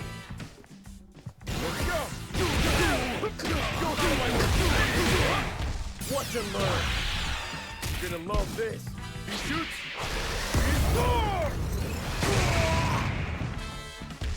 Turn it up. So now, Ronaldo, one of our real world guest characters. You know, it's always been a little bit weird. And what's the selling point here, gameplay wise, function wise? Well, it's definitely kicking them balls. Ronaldo loves them balls. That's what I heard anyways. So he can have a very interesting zoning style game. Like obviously you can just whip these things at people, right? And like that's effective in and of itself, sure. Like, you know, these actually are fairly damaging for what they are, all things considered as well. But where this gets tricky is, well, the tricky stuff, because he can have these at various heights, and the thing is, he can interact with them. Like, if you want to mess around here, you get the opportunity. Many of his various attacks actually interact with the ball depending on how the angle it hits. So I could just be like bouncing this across my chest, and while I'm carrying it, it still is an active projectile the whole time. And what I'm trying to say here is your imagination is your limit with how you can interact with this and then toss it at the enemy. And, you know, stuff like crouch heavy punch, it'll toss it at the enemy in a very furious way. And many of his moves will interact with these in a very unique way, like his command run, which, you know, has various moves. If you catch the ball with it, like, he will dribble it across the field, if you will. If you want to headbutt the goal in, you can. If you just want to mess around to see what happens till the opponent reacts, you can. And this is where I should mention, this can bounce more than once as well. It's multiple use. So, like, everything surrounding the ball, be it basic projectiles or, you know, just fancy footwork, this is the aspect of the character. Now, of course, he's got the fighting game stuff too, right? Like, does he have the uppercut? Yes. It's, you know, fashioned in a sporting style, but it's there. The light version's invincible. The heavy version, you can break it. If you watched a lot of these, you've seen this kind of stuff already, right? But it's all there. We mentioned that command run, which is an important part of his offense here. And yes, with the ball in play, you can run with it and just have it be a projectile. But you also have multiple options. You can run stop. He has a shoulder tackle. He's got a low. He's got like a big old kick that will knock down. If you choose to enhance it, it can make things a lot better. And of course, naturally, the enhanced version will dribble across as well. But say like that shoulder charge now becomes an advantage on block. So if you're just looking for like quick way to keep pressure on, that's a fantastic way to do it. Stuff like that low, well, now it becomes a juggle starter because it can rev cancel into his EX uppercut, which ground bounces. The big boot, well, now you can rev excel cancel that into the rev blow. Yeah, but in the end, it's all about the ball. Like, the particulars of summoning it and bouncing it around, and the fact that you summon different heights. The enhanced version of the summon, by the way, will have kind of like a parabolic arc. And naturally, that can hit the enemy, and then you can hit back at him too when it bounces off. Like, this is a character that is not easy to explain, as this is a character that will need time to be explored, because the potential with this stuff is actually very large. There's gonna be a lot of specific combos, specific setups that will just take time in the lab. If you like a very technical character, despite the fact that the real world human being Cristiano Ronaldo is in the fighting game, like, he's actually one of the more technical characters in the game due to the systems presented, which, you know, I would have never thought would be the case, but here we are. I will just say, just to close out, because, you know, we got the supers here.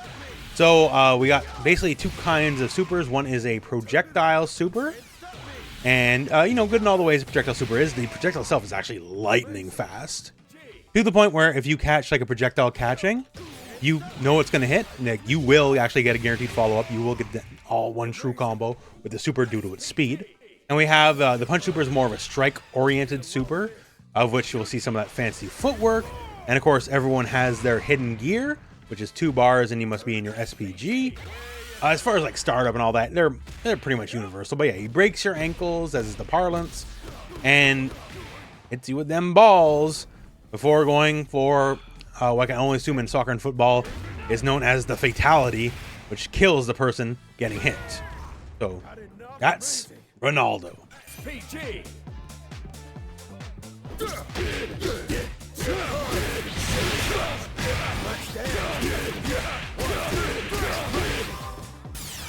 That sounds like victory.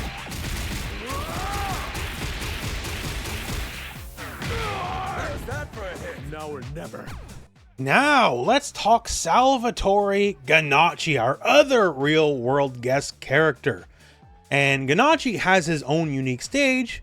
Ronaldo does not, so I can only assume that Ganacci is much more famous, important, and critical than Ronaldo, because otherwise, why does he have a stage and Ronaldo doesn't, right? And also, as you can see here, Ganacci is much more animated than Ronaldo.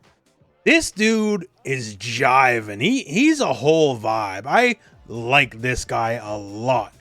And here's the scary part, okay? So he's a I don't know, you want to call him a joke character? Sure, he's a joke character. Like, a lot of his moves are very silly, but function-wise, mechanically-wise, this guy's an actual monster. He's a pressure mix-up monster. So let's start with something here before we even get to the like special moves. Just his basic stuff. His normals are about, if not like the best in the game. So let's take the jumping normals. So jump, you know, light, jump, light, kick, okay, whatever, like whatever. And then jump, heavy punch. So this doesn't look like much by itself. It does have a decent cross-up box if you let it rock, though. Because here's the thing. It's active from when you press the button until it hits the ground again. There's no need to attempt to, like, time this, space this, whatever. You just do it, and it goes. And unlike many other games, because this is an SK game, it's not a Street Fighter game, right? A lot of games in SK games, if you jump in, you got to delay your jump. You can't just, like, hit them at the absolute peak of the jump and then get your combo. It's not always guaranteed. You got to get in there deep, right? Here, if it touches at all, it's always going to be guaranteed you can get follow-ups. And now let's talk these just little target combo. Oh, light kick, seemingly innocuous, right? It's +8 on hit, though. You know what's 8 frames? His crouch heavy punch. This means he gets big boy combos off light starters, and you get those light starters off an autopilot jump in that you don't even have to think about, right? That's powerful. Now we want to add some more to it. So now, let's look at it on block. So, okay. We can do such a big combo flight. It's got to be negative, right? Nope, it's plus on block. What? So it's still your turn. And don't worry, that crouch heavy will reach from there, so they can't hit buttons. You get a full combo hit. Like, that's so strong. And I haven't even talked about the silliest move yet. So we also have jump heavy kick. So this is a multi-hitting move. It's basically impossible to like mess this move up. This move, if it connects, will always be plus enough that like gives you an attempt to jab. Sometimes it won't leave you in the range though. It's really depending on the spacing. But as long as you do it mostly correct, it'll always connect it after the fact. And it's just a big active wall of hitboxes, right? The only weakness I can ascribe to this, as a many multi-hitting move, it is susceptible to hyper defense, where you can effectively get it just defend on block. So I guess you gotta watch out for that. But other than that, that's also very strong and ignorant. And then we got stand heavy punch. This gives me shades of Injustice 1 Superman, if you've been down that road. So, okay, double hitting move, cool. Got some range on it. Like if the first hit whiffs, the second hit still might have a chance, right? You can do a funny man animation afterwards, like, oh, my hands hurt. So the thing about this is that second hit is also +5, meaning if this connects, then you get a combo. Cool. Like, it's not going to be a giant combo or nothing, but like, you get a combo. So you get more than the reward of this very far-reaching heavy move. And then we add to that, it's also advantage on block. So if this happens, it is your turn still. That's ridiculous. There's only... thankfully, they're giving these some weaknesses, thank God. So the first hit is a true high. The second hit will hit the crouchers, but the first hit's a true high. So you can like necessarily not always lead in with it, otherwise it'd literally be the single best move in the game. But he's just got a lot of very powerful basic offense once again before we even get to the actual move set. Now let's talk the actual move set. He's full of stances. We got a run stance. We got karate stance. We got a handstand stance. And actually, we have a flying stance. And, you know, when you fly, well, you need a good fly to have a fly stance, right? So, Lord Salvatore Ganachi can definitely take to the skies. And he has one regular special, that's the boot. So the boot, just big old stomp. You know, it's got some, like, visualizer notes on it here, the enhanced version. I can launch a little bit, and it's really good just for, like, Rev Excel combos. And it's your basic combo fodder. Like, if you got lights, you get a light stomp. And heavy stomp, you'll need like a heavier hit. But the thing about heavy stomp is also it's +8, which means it goes into crouch heavy. So I can go heavy, heavy, heavy, EX. So like we didn't even really start the combo yet, and like we're already at 300 damage. So what I'm trying to say here is dude hits hard. He can output some real stuff here. Like he's no weakling. He can do some stuff. Now, before we get into the stance stuff, though, one key weakness is he's another character that has no reversal. He has no uppercut style move. So the price to pay for this overwhelming offense and, you know, these sick jazz moves here as he's walking around is the fact that he can't just do wake up meterless uppercut like many other characters can. And of course, then he also doesn't get the associated breaks with them for easy combo ability. Although once again, like as we went over here, his combo ability is not necessarily lacking. He's good there. But yeah, so defense is definitely the weaker end of the character. So we got run stance. So run stance has a run stop. So you can just kind of end up, and he has a nice little skidding animation here. And you have a run low, okay, and we also have a run shoulder check. So generally for the EX, for the run, as far as I've figured out anyways, it's mostly just for the combo fodder stuff. But yeah, so we got a run stance, we got handstand stance. And you can freely move around, by the way. You're not terribly fast, but you are allowed to move around while you are in handstand stance. So from there, you can cancel it with light punch. Light kick will do a series of kicks, and this can also go into heavy kicks as well. It doesn't combo by itself though, unless you enhance it, and then it will be a natural combo in the enhanced state. And you can also just fall over. And the thing about fall over, it's an overhead. So enemy set the block low right now, right? But overheads are overheads. Well, okay. I guess we'll block that pesky overhead. Okay, remember those heavy kick boots? Those are lows. So in and of itself already, inherently has a 50-50 built in. Has overhead, has low. Really strong. And actually when these moves are enhanced, that means you can do the old Rev Excel cancel stuff. So you can get sizable damage from it. Now we also have the step stance, and you can also do it backwards, by the way. They both have the same moves. So from here, you can basically just yell at you. This one here, the light punch, is basically a Rekka series with 3 hits. So each successive button press will give you a follow-up hit. We have forward heavy punch. This is an overhead, by the way. Very powerful. In my testing, I don't know if this is a bug or not, but you can cancel it back into stance. So that means when you do this here and you cancel back into stance, you can go into heavy kick. That's one option.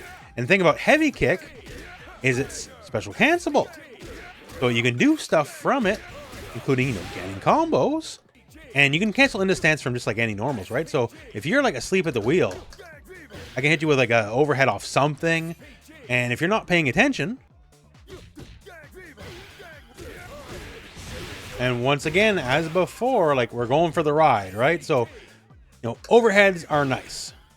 So that's the overhead. We also have this. Now this, despite what it looks like, is also an overhead. So if they're crouch blocking and they get hit by this, that's an overhead too. Weird. And just like before, you can also cancel back into stance for various shenanigans. So basically Rekkas, we got overheads, we got a different kind of strike, both cancelable in the stance itself, and just a basic hit, but the basic hit is special cancelable, so that's already worth its weight in gold. And then, okay, let's go to the main event. Fly stance. We got any Sindel fans in the audience?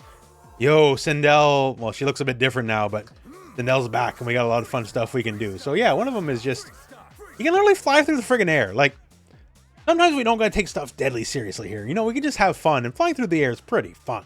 Now, when we're flying, that's light punch is the swim. Light kick just puts you back down, because sometimes, you know, you got nothing, right? So you're just gonna, like, okay, let's not commit. Because then we got some bigger commit options, like heavy punch, and that just flings yourself at the enemy, right? That's a big old flop. So basically, it's just kind of daring the enemy to do anything, right? Because you can, well, for the most of the duration, be over projectiles. If you get close, I can swim at you, or I can run away and then flop back down at you, right? So when he's in the air, you got to give him a modicum of respect, because he can come at you really quick and a really difficult to deal with angle. Now let's talk the supers. So you already seen the strike super, invincible startup for level 1 and level 2. Once again, his defense is not great, so that's nice to have. But then we also have the cortical forward punch super, and that, see here, what's going on here? That's a counter attack. So if the enemy comes at you and you get the read, well, basically finger gun, you send them flying on their way, strike some poses, and, you know, feel froggy fresh, right? And yeah, then you're just back to the driving on everything, right? So The defensive aspect of the character is fully reliant on his meter. Either the strike super has some limited vulnerability or he has just a full-on counter attack. And naturally, we all have the hidden gear attacks here. And this is straight out of his music videos. So I did watch some of his music videos. They're actually quite funny. So if you've dug anything about this character to this point, like, I actually suggest you check out his music videos.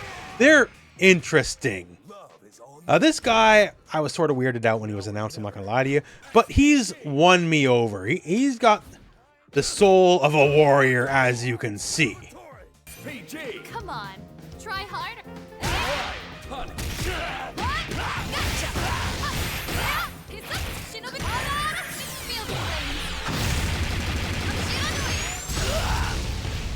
Close one. Okay, now my Shiranui, another Fatal Fury legend, funnily enough, was not in the previous game from 26 years ago. So now she's finally back home as well, because she also started in Fatal Fury.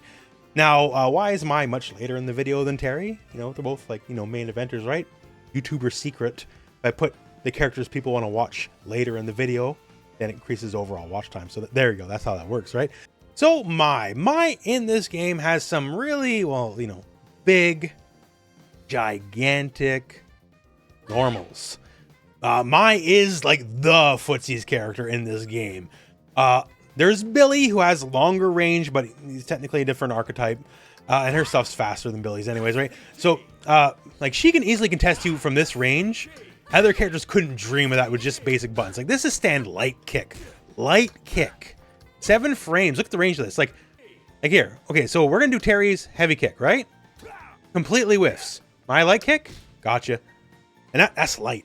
And her heavy kick, well, buddy, like, add another 25% to that range, right? So she has just normals people can't contest with. Even her basic jab has like twice the range of other people's jabs. She is a monster when it comes to just a range of normals. And when it comes to the normals as well, like stand heavy punch with all of its range, also feint cancelable with that gigantic range. And it's another one of those buttons. Like, you see this happen and you see like any kind of counter hit or wild punish. At bare minimum, you can always just get light kick after the fact, just because the range on that is so titanic, and then you just get extra damage. So something like this just makes a poke hurt that much more. But if you get that wild punish, then all of a sudden you're gonna see that screen shake, right? You see that screen shake? We can just dash in and start doing some combos, basically, and getting a lot of damage. Much the same, she has a wild punish on her heavy kick as well, the poke. So if you catch someone and you see that screen shake, like, at bare minimum, like, this is the baby combo. Like, you can just hit heavy punch and like run in. That's still 260 damage. Or you see it and you can dash in and start doing some, you know, close normals. And once again here, like, the combo structure stuff writes itself. Like, she gets huge rewards if she catches you messing up with basic pokes that are very low risk. The only thing I'll knock is specifically heavy punch. The tip of the move will whiff on crouchers, so you have to be a bit closer.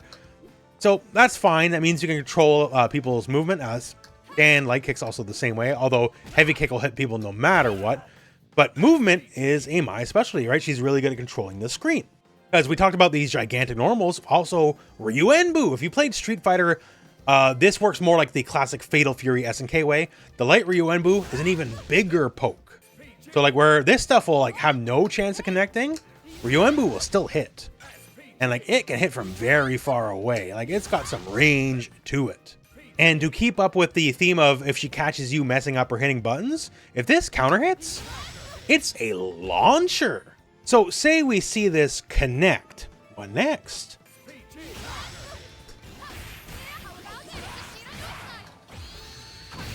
You take them to the cleaners is what happens.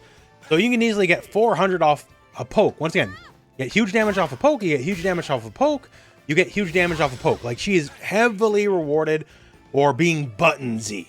Now, again, if you know Mai in Street Fighter specifically, this is more in line with her more classical incarnations. So while we do toss hell of fans, don't worry, you are tossing fans. They're not necessarily bouncing for free pressure here.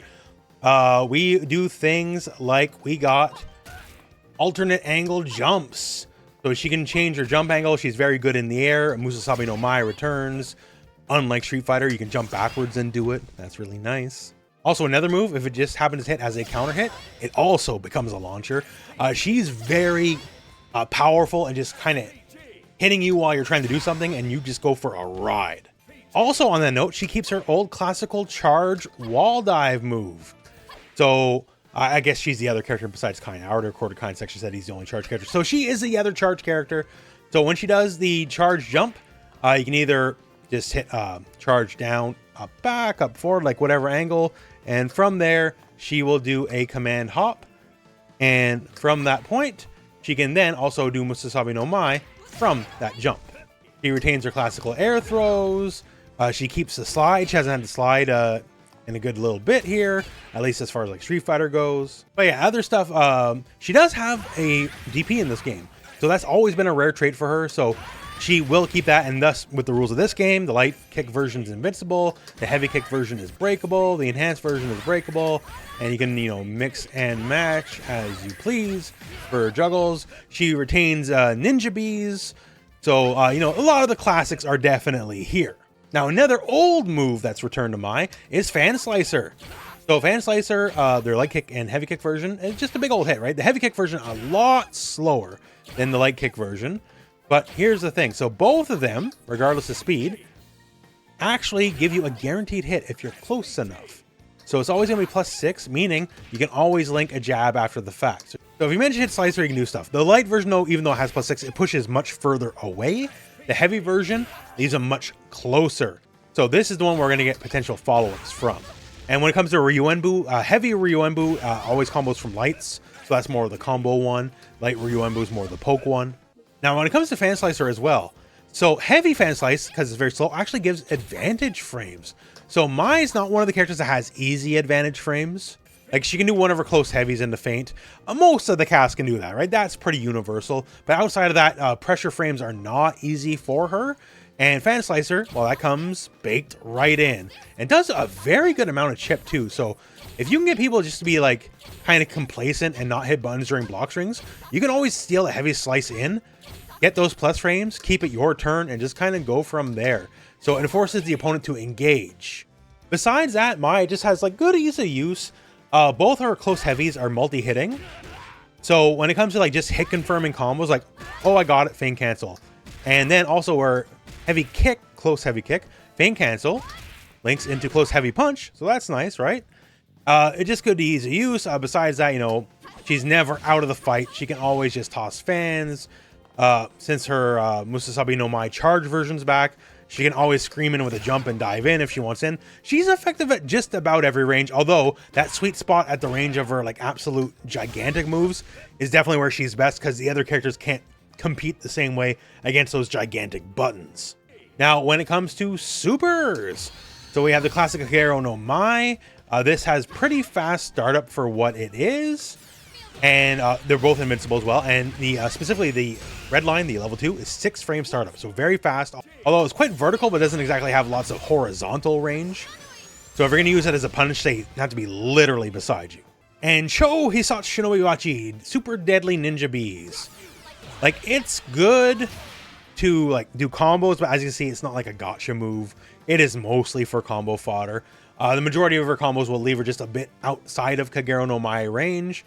And well, this is what it is. You know, this is the super you do to get the damage. That's fair enough, right?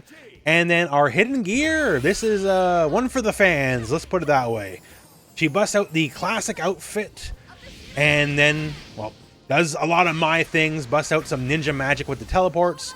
And gives you a taste of the fans and the flames. So, for fans of my Shiranui, I think she'll do right by you in this game.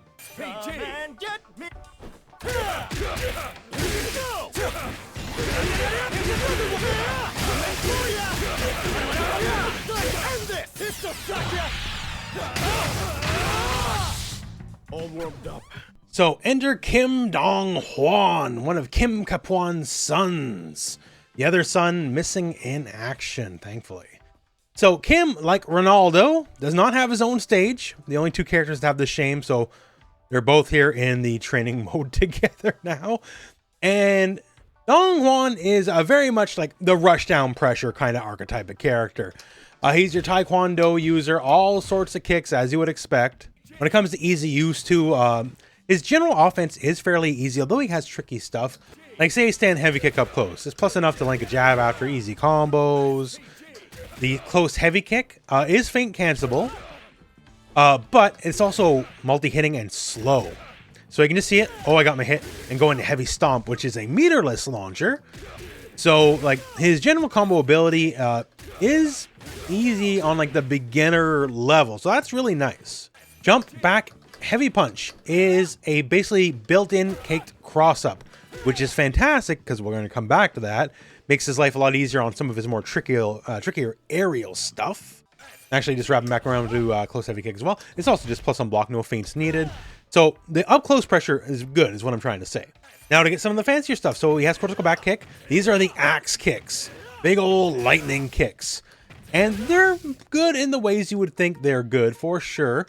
Specifically, the heavy version, not the light, but the heavy version is a true overhead, and so is the enhanced version. So you can catch people sleeping, especially if you're going for the enhanced version. It is a little bit faster here, a few frames faster, and you can also cancel it into your rev blow. So if you catch them sleeping, you can make it just hurt that much more. The thing that's very interesting though is they're both breakable moves. So you can do a break and not do the actual attack. So you can fake people out, just do this, go for like whatever. Much the same with the heavier versions, you can just do a fake out. But the thing is, they're both air okay moves, and you can also break them in the air. And when you do so, it effectively gives you almost like a double jump, if you will. It can both get you a lot higher in the air and change your air trajectory. So say at this rough angle, right?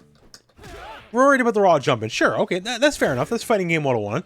I'll be at jump distance, jump in with an attack. But now if instead, if I'm at the right distance, instead of just like jumping in, I can do the break with the axe kick and I can cross you up. And remember, we have that easy cross up built into our moveset, right? So now we can do that because we're allowed to take an air action even after we break the move in the air. Like we're not doing the move, but I can still jump, do my move, and then do another jump attack after the fact. So his aerial offense is very tricky. The moves themselves are good. They're overheads. The fact they give you a whole nother layer of air mobility is what really makes them worth their weight in gold. Also worth its weight in gold is the stomps. So cortical forward and when your kicks here, this is going to be like general combo fodder. If you can get a hit, you can get a stomp in. The heavy stomp by itself is a meterless launcher. It'll juggle them without having to burn any bar, which is fantastic. The enhanced version will leave them standing. Some things to note here. Light stomp is a mid. Heavy stomp's a true low. So if the opponent wants to block this, they actually have to be crouching. And if they're crouching blocking this, then maybe they ain't blocking that, if you get what I'm saying, right? Another fun layer is the EX stomps are advantage. So you do this, okay, worry about my buttons, and plus it's my turn. But then this is also break cancelable on the first hit, which is less advantage, but it will leave you, say, in throw distance. So if people are asleep at the wheel, it's a good way to trick people up. Once again, keeping with like the rushdown pressure aspect of the character. And of course, when it comes to a rushdown character, every rushdown character needs a dive kick. So, Dong Hwan definitely has got his dive kicks. It's multi-hitting. It can hit a lot depending on the angle you get it at. And, like a good dive kick, as long as you space it, it'll be perfectly safe. Spacing is key. A bad dive kick can be bad, although even if they do block, it will be multi-hitting, and depending on how the angle goes, it could be safe-ish. Although, like many multi-hitting moves, it is subject to getting hyper defensed on. He does have, a stock standard uppercut style move, like punch is invincible, the heavy punch is breakable, the enhanced version also breakable, and naturally, you can use both in concert for combos. So, like, standard like many of the other characters we've already talked about in video, but always an amazing trait to have. And he's got the Ashi Binta. This is sassy kicks here. Just kind of flopping you with his feet. You got so much time to worry about like hit confirms. Like we talked about the normals that already have so much time to like just do various combo ability. When you do this here, the enhanced version especially is very long. So when you're going for like Rev Excel combos, you got all the time in the world to do them. And also just handy because it's the easiest to go to like light hit confirm special. It'll always connect no matter what. So in the end, other than the trickiness with like air axe cancels changing your various jump arcs, Like, he is pretty straightforward. He has very easy advantage frames, very easy juggles, very just easy offense as a whole. And when it comes to his super moves, so he only has a grounded singular super move, and it's basically just, you know, a bunch of axe kicks as you would expect, right? But he also has an aerial super, and this is an aerial super dive kick. So you can do this from any angle of jump, and basically it's a really good way to catch people. Like, did you hit a button? Then I can do my quick super. It's quite fast for what it is, very damaging as well, almost 400 just by itself. Now the angles are a bit shallow, unfortunately, but can't win them all. But yeah, so just very workman-like, very solid. He's a good prototypical, I'm here to just hold forward, attack kind of character, and he's given all the tools to do so. And when it comes to the hidden gear, very on brand for the character. Lots of kicks, lots of electricity. Of the two Kim sons, Dong Hwan was always the more stylish of the two, which is why I think he's in the game and Jae-hoon isn't, because Jae-hoon is more stale than dry bread, right? So Dong Hwan at least has a little bit of an attitude to him. And if any of this sounds interesting to you, then he might be your guy. PG.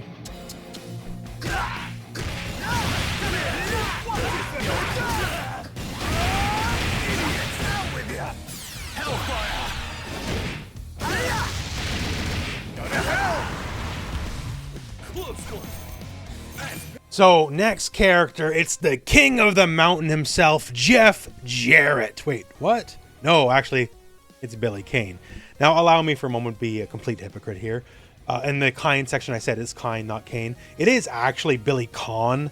It is not Billy Kane, except, yo, ain't nobody gonna say, he literally has a cane, right? Like, so we're gonna say Billy Kane, even though I know I'm wrong and I'm hypocritical about it. That's fine. I'm good with that. Anyways, back to the video. So Billy, if you don't know Billy's competitive history in fighting games, he's had it rough in most of his outings in like the last 30 or so years.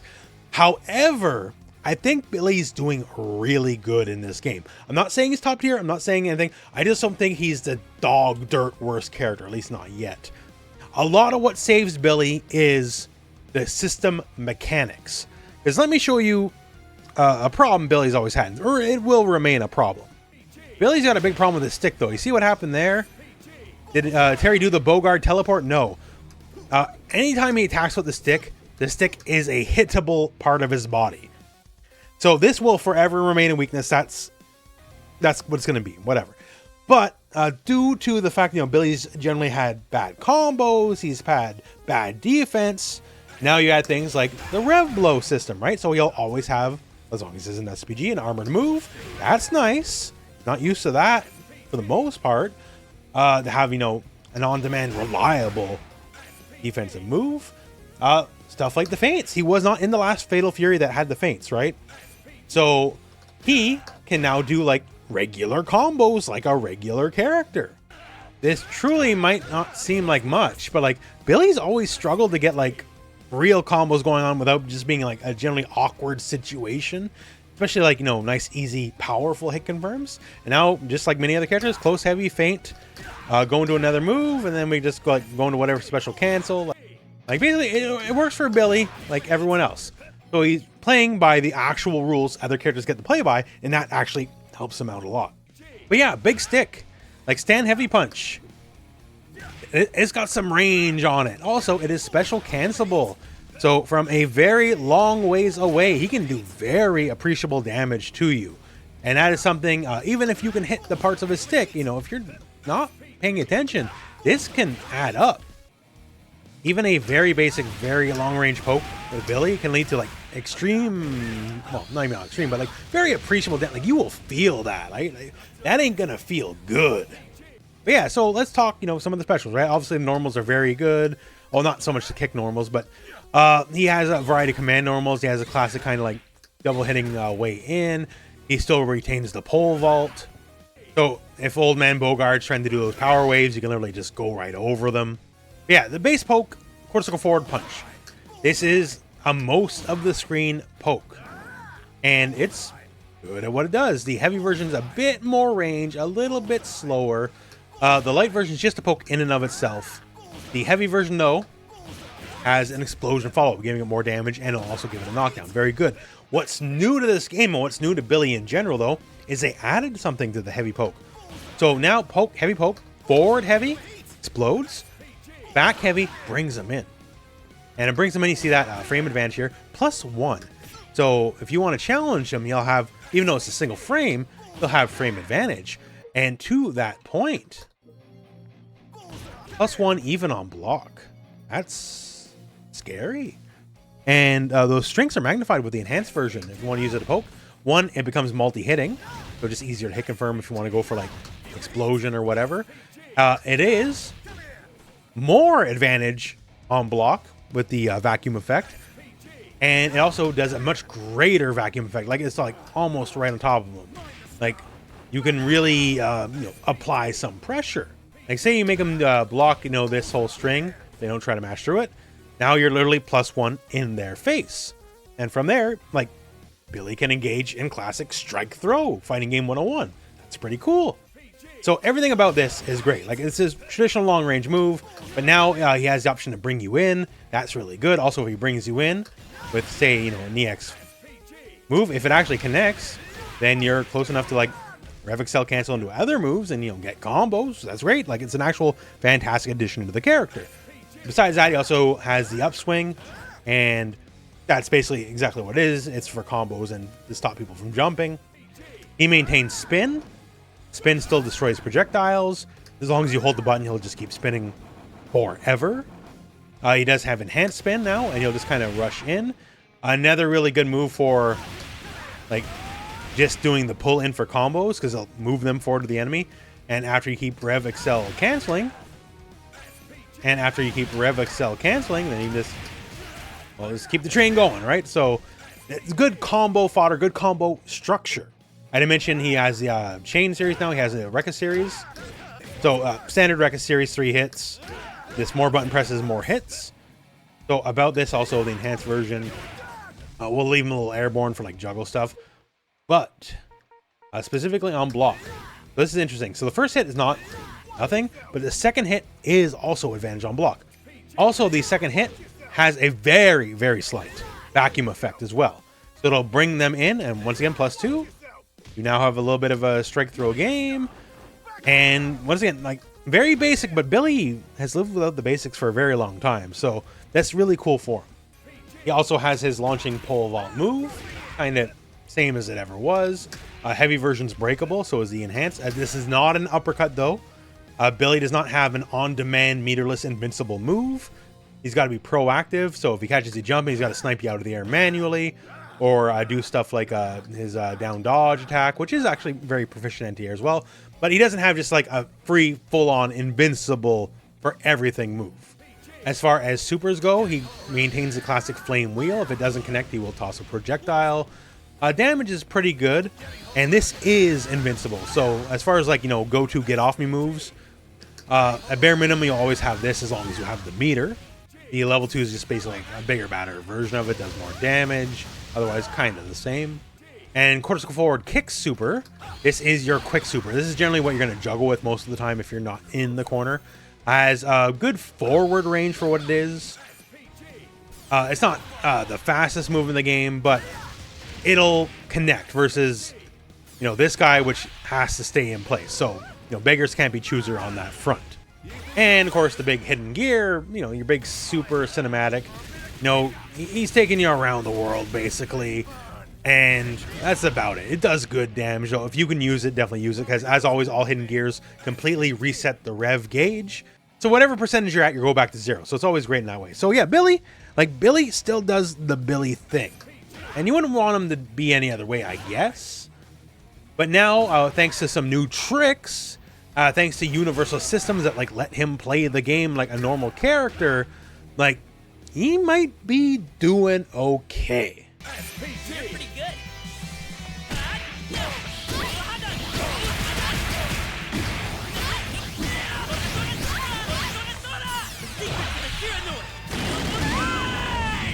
You'll pay for that. Now, Hokutomaru. He's our resident ninja lad. He is the student of Andy Bogard, and no, he is not Andy and my son. I know how much that would make sense, except I don't know if Andy knows what sex is. Their relationship's complicated. Mai is definitely the one who's chasing Andy, not the other way around. Anyways, so he's quick. He's fast. He can double jump. He's one of the most mobile characters in the game. And that's very much at the core of what this character is. The only downside immediately, he is a growing boy. And he's got little boy limbs. He does not have much range with his base attacks, although Crouch Heavy Punch actually isn't bad. But for the most part, he's got a little bit less range than everyone else. But the toolbox makes up for it. We talked about toolboxes with other characters. He's a toolbox character. He can do a lot of different things. So, okay, before we can get to anything else, like, let's talk projectiles. I wouldn't know if I'd classify him as a zoner, per se. Like, hey, you can throw a fireball, sure. But the thing is, you can throw a fireball. You can throw a lot of fireballs. So regular shuriken toss will trade with projectiles. Heavy shuriken toss beats other projectiles just clean. Like they have to EX through it to fight back. So he can dominate the regular zoning lane with very little issue. Then we add layer 2. Okay. He can throw ninja stars up at a 45-degree angle. That's kind of all right. So already he's got, you know, good projectile game. And then you add the fact, oh, he can throw them in the air. If I can jump around, you know, boop, boop, boop, where am I going to go? And then throw a ninja star in the air. That's great. And then, oh, I can also throw them at a 45-degree angles downwards. So he has amazing control of the screen with just the basic projectile. The actual projectile itself, I would not say is best in class by any stretch. Like, it's very middling. Like, it's a little slow, but not slow enough where you can really get any pressure off of it. Just kind of But the fact that you have a version that beats other projectiles, the fact that you have versions that control the air, or multiple lanes, like, he's very powerful in that way. And at the fact, maybe you're going to beat me in the fireball game some way, somehow. I'm not sure, right? But you're just gonna, then I can just teleport on you. He literally is like a teleport character. You can just teleport and just be on you anywhere on the screen. It is literally that simple for him. The enhanced teleport is faster for the hit than the heavy teleport. So if you're looking to catch people this way, light teleports just to fake out, he teleports in place. So like that's another really good tool. Also, you wouldn't believe it because I didn't until I saw the frame data. You'd be like, oh, teleport death on block, naturally, right? That's a move like that has to be punishable on block. No, it's -1. It's -1. So if you do get blocked, it's actually a low consequence. Oh, and the X is plus on block. So if they block this, it's literally your turn. So the ninja stars, the speed, the double jumps, and then I can just be on you whenever, and it's my turn whenever. Like, some good stuff there. Now, I did mention he is the student of Andy Bogard, and he definitely inherits a lot of Andy's traits. So he has Andy's Zenaiken, the elbow, and by itself, like, it's good, you know, basic combo fodder for sure. The heavy version will also knock down. But, you know, like many things in this game, combos, Rev Excel system, it helps with that a lot. Good combo fodder. And he has the Mule Kick. So Mule Kick is a big spin kick. And just like Andy famously does, you can break it. And then just becomes a proper launcher. So if you get your hit confirms, you can launch them and just kind of go with whatever you want from there. Now, this isn't a proper uppercut style move, even though you can break it. It does not say invincible on it. Even the enhanced version is not invincible. So you do have to watch out. It's not just a get out of jail move like some other characters. But still, this kind of all leads in service of the combo game.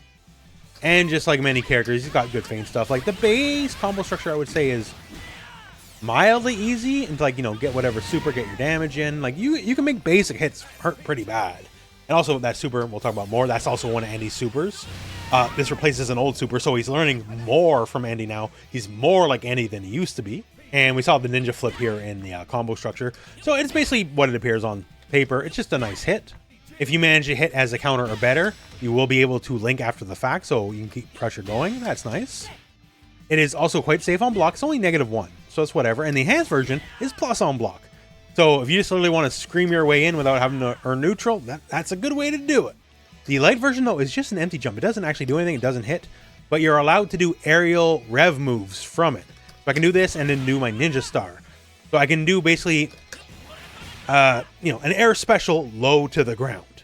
The particulars of which, you know, however you want to use it, like, it's up to you. But it gives you more options. You don't necessarily have to go airborne, especially because you can do it off, you know, a special cancelable normal, right? You can't jump cancel a normal. This isn't an anime fighter. So I can just do like 2 lights, And then if I so choose, and then go right into air shuriken or something like that. He's also got some command normals on him here. A down forward and light kick is a slide. Ninja's got to have slides, right? Like that's fighting game 101 as well. So he's got that. Down forward heavy kick is a 2-hitting launcher. Now by itself, it can't do too much. Like it's not special cancelable. It does leave you airborne, but will let you do the teleport from it as well. The teleport is air okay. So since it's air okay, you can do this, leave them airborne, hit the teleport. Mid-screen, I've had difficulty getting much off of it, but in the corner, you can do this, rebounce them, rejuggle them, like whatever you want to do. Like, be inventive with the combo structure. Now, as far as supers go, we mentioned here Hishoken. This is Andy's move. So, Hokutomaru does not have a proper invincible reversal, as we mentioned. So, if you want defensive traits, you got to burn a bar. Now, thankfully, the level 1 version is invincible, and the range is alright. It's not one of those literally point-blank moves. You can hit people from a decent ways away. And, of course, if you're looking to invest 2 bars, then it just gets all the better yet. And as far as the Cortical Forward Kick super, this is his classic super from Mark of the Wolves, where he'll bust out the scroll, and level 1 or 2, I guess it has different properties. One has wind, one has fire, as ninjas do. And as far as the hidden gear goes, it's actually nice, because he's been learning from Mai. So we already saw a bunch of Andy moves, right? But he has Deadly Ninja Bees. That's Mai's move when he cartwheels and does the elbow. So he's been learning from the whole Shiranui clan, not just Andy. So it just feels like good character growth, you know? Like the lore is evolving. But yeah, if you're looking for, you know, your fighting game ninja, well, he's literally that. The fact that he has such mastery over the air. The fact that he has like very dominant angle air projectiles and can cover so much range. He will win most projectile wars on the ground. It's hard to jump on him because he can do that. He can teleport shenanigan anywhere for a plus on block teleport. And, like, dude's doing all right in this version of the game, I think. All right. Watch your feet.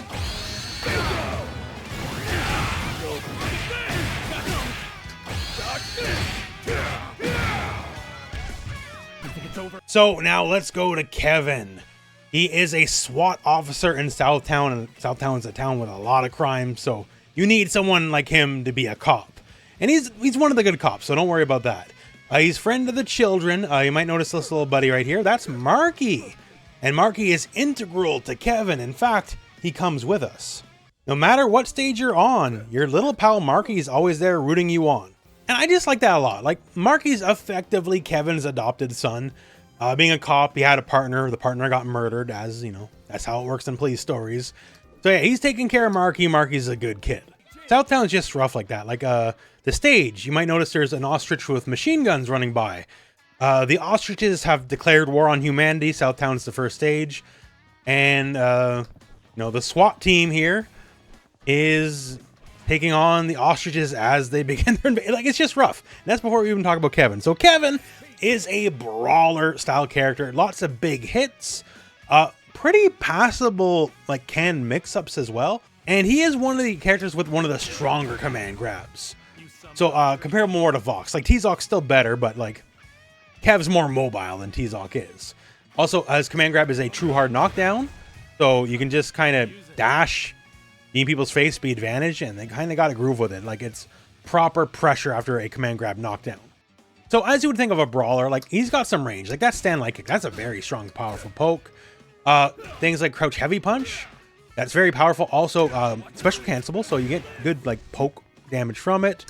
His other lights are good range. His heavy kick has good range. Like, he's got mostly good range on buttons. Like, he can definitely footsies somebody. Also, one of the pitfalls of a bigger character immediately is, you know, that's why I have Kain here, is getting fireballed on, right? So he does have a command roll, and this lets him just bypass this stuff. So if you are dealing with too many fireballs, you don't know how to deal with it, because fireballs are powerful in this game. The game's a throwback that way, right? He's a character that just doesn't have to play that. He can just roll through that. Also, a neat little trick, the enhanced roll will pass through people.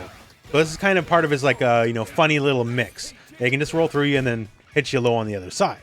So I guess now, we'll just go into one of the showcase moves, the Hell Rotor. So this is a big old punch. And by the way, everything Kevin does explodes. He's also related to another character. He is the brother of Blue Mary, famous Fatal Fury character. Although, unlike some of the other like students and all, there's no real relationship here. He fights very different than Mary because he can't do anything without exploding. So the thing about Hell Rotor, if you know from the older game, like it's not busted the way it was in the older games, but it's still very powerful in this game.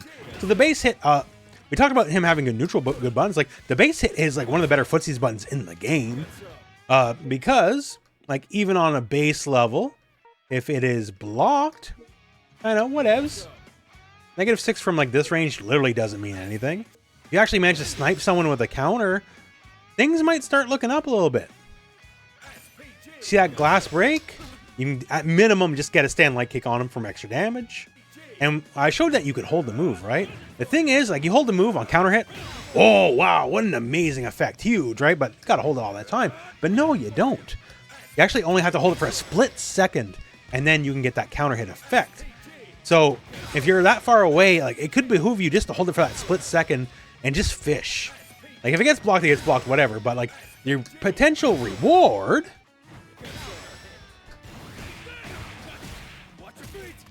even with a minimum expenditure of resources, the potential reward is ridiculous, right? And if I spent meter on that, then we'd be going like 500 plus maybe. So like off a safe poke, you just hold it just for a brief moment and you potentially land that counter hit, like you can get the world on that. And all that's just the light punch version. That's just the light punch version. And of course, when you hold it, you can also cancel at any time. So you can fake people out, like whatever. The heavy punch version is a different beast entirely.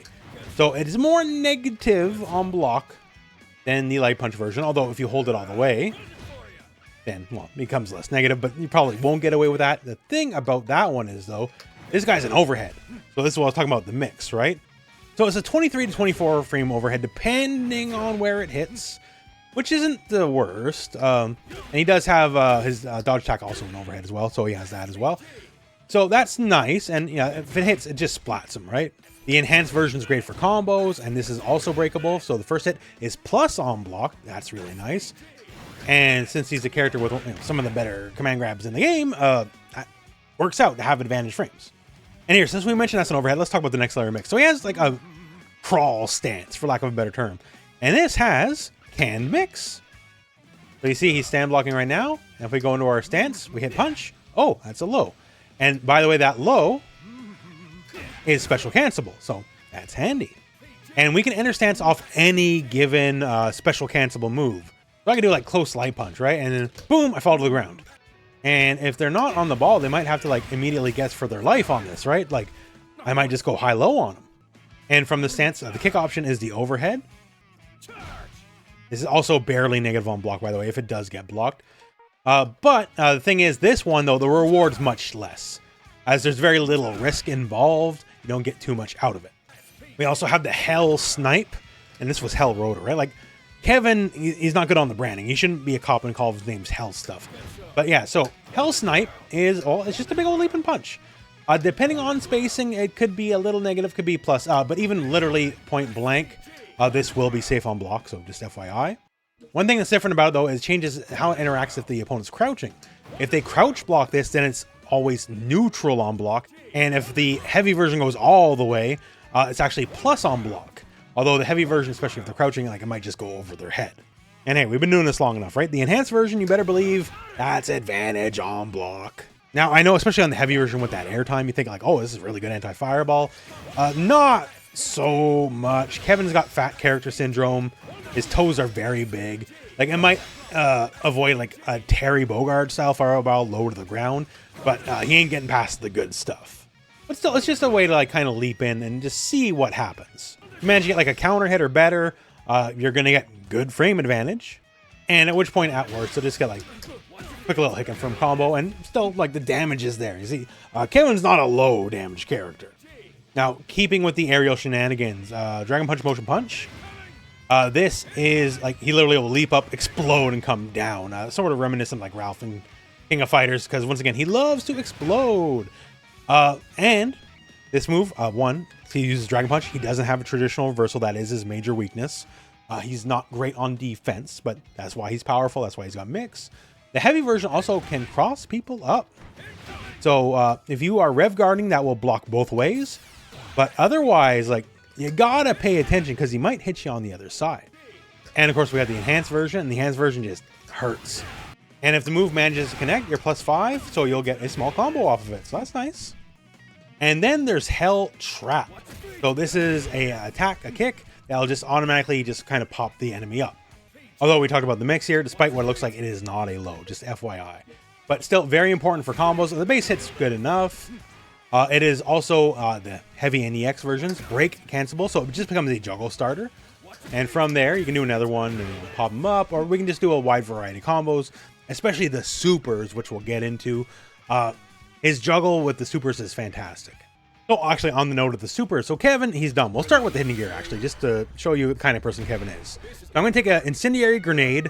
I'm going to put it between our two faces and punch it. Sure, why not, right?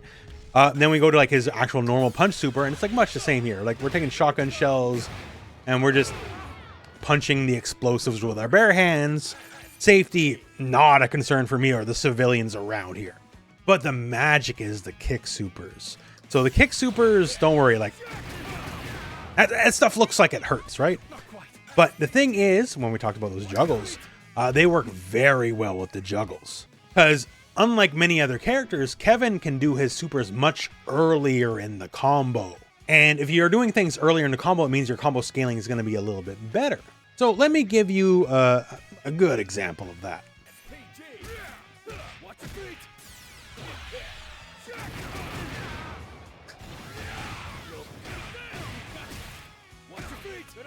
So, didn't even crack his foot, didn't even try. 600 damage. That's pretty okay. No corner, whatever. And that was off that. And then the thing about the super is actually the level 1's a bit more impressive. Because we can kind of create that exact scenario, but with only a single bar.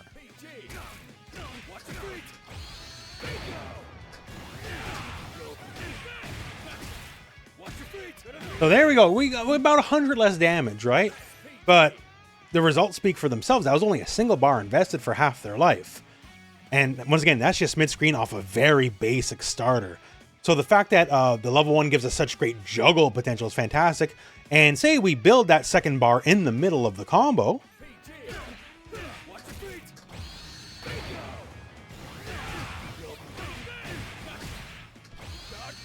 We can actually then use the other level 1, and we also get 600 damage too, right? So, like, however you want to go about it, like, he has very freeform combo structure due to the fact that the level 1 is always available to extend combos, right? For some people, it's not as appealing to use a level 1 in the combo, and for Kev, it's great. He loves that stuff. So basically, Big Kev doing things, right? He's a great epitome of a brawler. So he's got the command grab, he's got good mix, he's got good buttons, pressure with just everything he's got. It's fairly easy for him to get advantage frames as well. So he's very straightforward and a bit of a bully, but, you know, maybe that's exactly what the doctor ordered.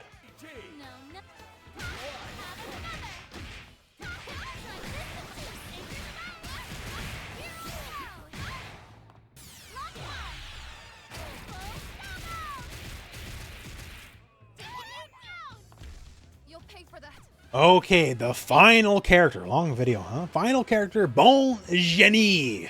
That is how you say it. She is the pretty pirate princess, and she's got lots of, well, you know, outsized traits. Let's put it that way, right?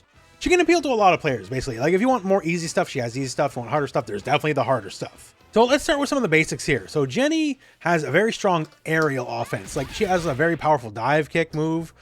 And this move, by the way, can be done from backward jumps. And the thing about this is it's kind of always good to go. Like, there's no bad spacing it, really. Like, that's -1, and I basically hit mine at the top of her head. The only weakness you could potentially associate it with it, if someone's good with hyper defense, they might be able to get you on that. But other than that, just really good and abusable. And then we have Harrier.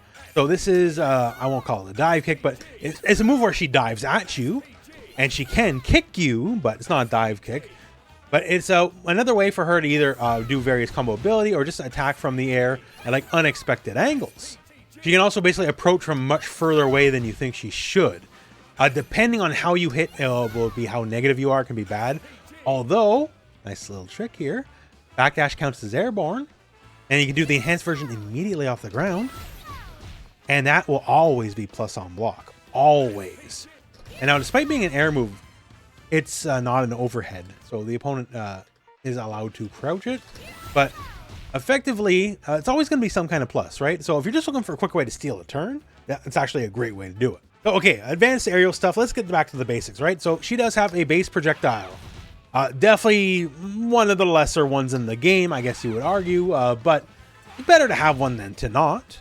The light version doesn't go quite as far, but it has a faster startup. The enhanced version is very interesting because it has a small vacuum effect. It will bring the enemy closer to you. Like, say the enemy blocks the normals, you pull this off, you can bring them in with advantage frames and you're like directly in their face. So that's another way to get plus frames and kind of brute force it, because the projectile just brings them in against their will. Now, speaking of normals and speaking of buttons, Jenny's very blessed with good stuff here. So that stand light punch specifically, it has such great range. Basically any light hit confirm can always be 3 hits. So you just have that much more time to hit confirm combos, and effectively just makes everything a breeze. Like, you really don't gotta stress it. Like, did you connect? You got the combo. If you would all struggle with hit confirms, then she's a great character for you, because she just simply gives you more time to hit confirm on that exact note. So heavy punch is a target combo, heavy, forward heavy, and it makes her base heavy punch 2 hits. And that is enough time to basically hit confirm. Like, I can set this to random block. I don't know if they're going to block or not, right? Who can tell? We're going to figure this out live right now. Okay, here we go. I'm redoing this because I got 7 hits in a row and that didn't feel believable. So, okay, actually random. Let's do random this time. Okay, block, nothing. Hit, juggle, break, we got it. Block, nothing. Hit, juggle, block, we got it. All right, so that's basically it, right? And this is heavies. Because it's heavies, that means you can go into your heavier moves, like her break moves, and those will juggle, and from juggles you get your better combos. This all writes itself. Good stuff. And while I certainly wouldn't call her a Footsies character, she does have at least crouch heavy punch. That's got some range on it, and it's special cancelable. So, like, she's not going to compete with the best, but it is very workable. Now, I guess I just want to address one of her weaknesses. She has very conditional defense. She does not have the invincible reversal and the easy break from that and all that, like most of the cast has, but she does have some things. So one of the things new to this version of the game is they gave her a counter stance, where she'll just kind of do a little bit of a pose, and if you hit her during the pose, well, you get smacked by her rear end. And also, if you enhance it, you can use it in combos, because you can just force the attack annually, so that's nice. So it's not perfect, but it's better than having nothing. And against jumpers, you do have the universal dodge attack, which is nice, but specifically the light version of hind attack is air only invincible. So basically, wait for them to jump on you, and at the last moment, you can go for this, and whatever attack comes your way, you'll just beat it. Your reward won't necessarily be the largest, but it's something, right? It's something. You could technically do the heavy version. It has the same thing, but since it's much slower startup, they'll probably land and be able to block. So you can see here, it doesn't say punish, right? The light version will get a punish. The heavy version, you're just getting greedy at that point. It might not actually work. But yeah, just some other good traits to mention, since we mentioned the target combo. Close heavy punch, feint cancels into that target combo. So once again, just makes hit confirms all the better. We talked about crouch heavy punch for the range. Crazy Ivan is another move that helps give her range. At least let her compete. Once again, not best in class, but as long as you space it mildly, you will be safe-ish, depending on the character. So you just got to make sure you really space it well. But yeah, so these are the tools she has to work with. Another fun tool is Golf Tomahawk. That's quarter go back and kick. And you can see here, it's basically just a big old stomp. And there's some fun things about this. So the light version is negative, but the heavy version, to get away with it, is plus. It's obviously much slower. But if they let you get away with this, plus frames are plus frames. And the thing is, these moves are breakable. So I can do this, break it, and then no move comes out. Now for the light version, it doesn't mean too much, but for the heavy version, since we're much higher in the air, that means right before I land, I can get an actual jumping attack. So this isn't an overhead per se, but if I break it and then do a jump, that is an overhead. And then, once again, this is slow, right? The enhanced version, though, is not slow. So if I do the enhanced version and then break that, then all of a sudden I can jump in with some deadly fast overheads. So we have like, you know, the dodge attacks overhead, and it's all right, 22 frames, but like it won't necessarily lead to big combos. Like if I catch you, like we're going for the ride, basically is what I'm saying. Like, so unless you use proper actual air offense, very low to the ground. Like think of it almost like a short hop. This is a game with short hops, but like shorter hop, I suppose. And since it's a special move, you can almost think of it like a jump cancel. Like say they're blocking a crouching string. I can do this and come in screaming with a very quick overhead. Might not be looking for something like that. And that is an option Jenet has. So these are some of the more advanced tactics I'm talking about. Her offense can be quite tricky. Now, as far as the supers go, it's mostly standard fare. The level 1 punch super is invincible startup. It's actual invincible. She struggles for just unconditional invincibility, so that is there. Also, the startup's very fast. It's one of those deals where you block a move that's like nominally safe due to spacing if they do it like the exact tip of the move. But since it's so fast and travels so far so fast, you can actually blow people up with it. The kick super is mostly like the combo super. You'll get the big cinematic and she'll give you the kiss of death and just kind of go from there. And of course, everyone's got the big cinematic hidden gear. Jenet is obviously no different. And it's a very Jenet move. She comes in with the dive bomb. She's a very silly person and bombs away. You're done. So that's Jenet. So on like a really beginner level, she's really good because like just easy use for combo structure in a way like other characters would kill to having like easy 3-hit confirms that you never have to stress. But then like very advanced tricky stuff with like effective short hops using your move and like weird things like backdash Harrier Bees. Like she's got a lot of fun things. And that's the video. Very long video. If you got this far, please leave a like. And also thank you very much for watching. City of the Wolves, I think, is a damn good game. It is a throwback to fighting games of yore. It's, I would definitely say, a more complex game. It's not trying to hide what it is. This is a fighting game for fighting game players. Now, also, this is the launch roster. They have actually, SNK, have committed to a very robust DLC plan. So, not only lots of characters, but like lots and lots of characters. They promised 3 years of characters at a very brisk release pace. So, if you're looking for a character, if you're watching this video later on, that is not here, check the channel, hit the search bar, type in that character's name. I'm sure I've covered them in some way, maybe done some guides, I don't know. I'll be covering this game for the long haul, for sure. That all said, though, my friends, I hope you enjoyed the video, and that I hope you have fun with Fatal Fury City of the Wolves. And other than all that, we are at the end of the video. So thank you very much for watching. Hope this video has found you well, and go out and play some Fatal Fury.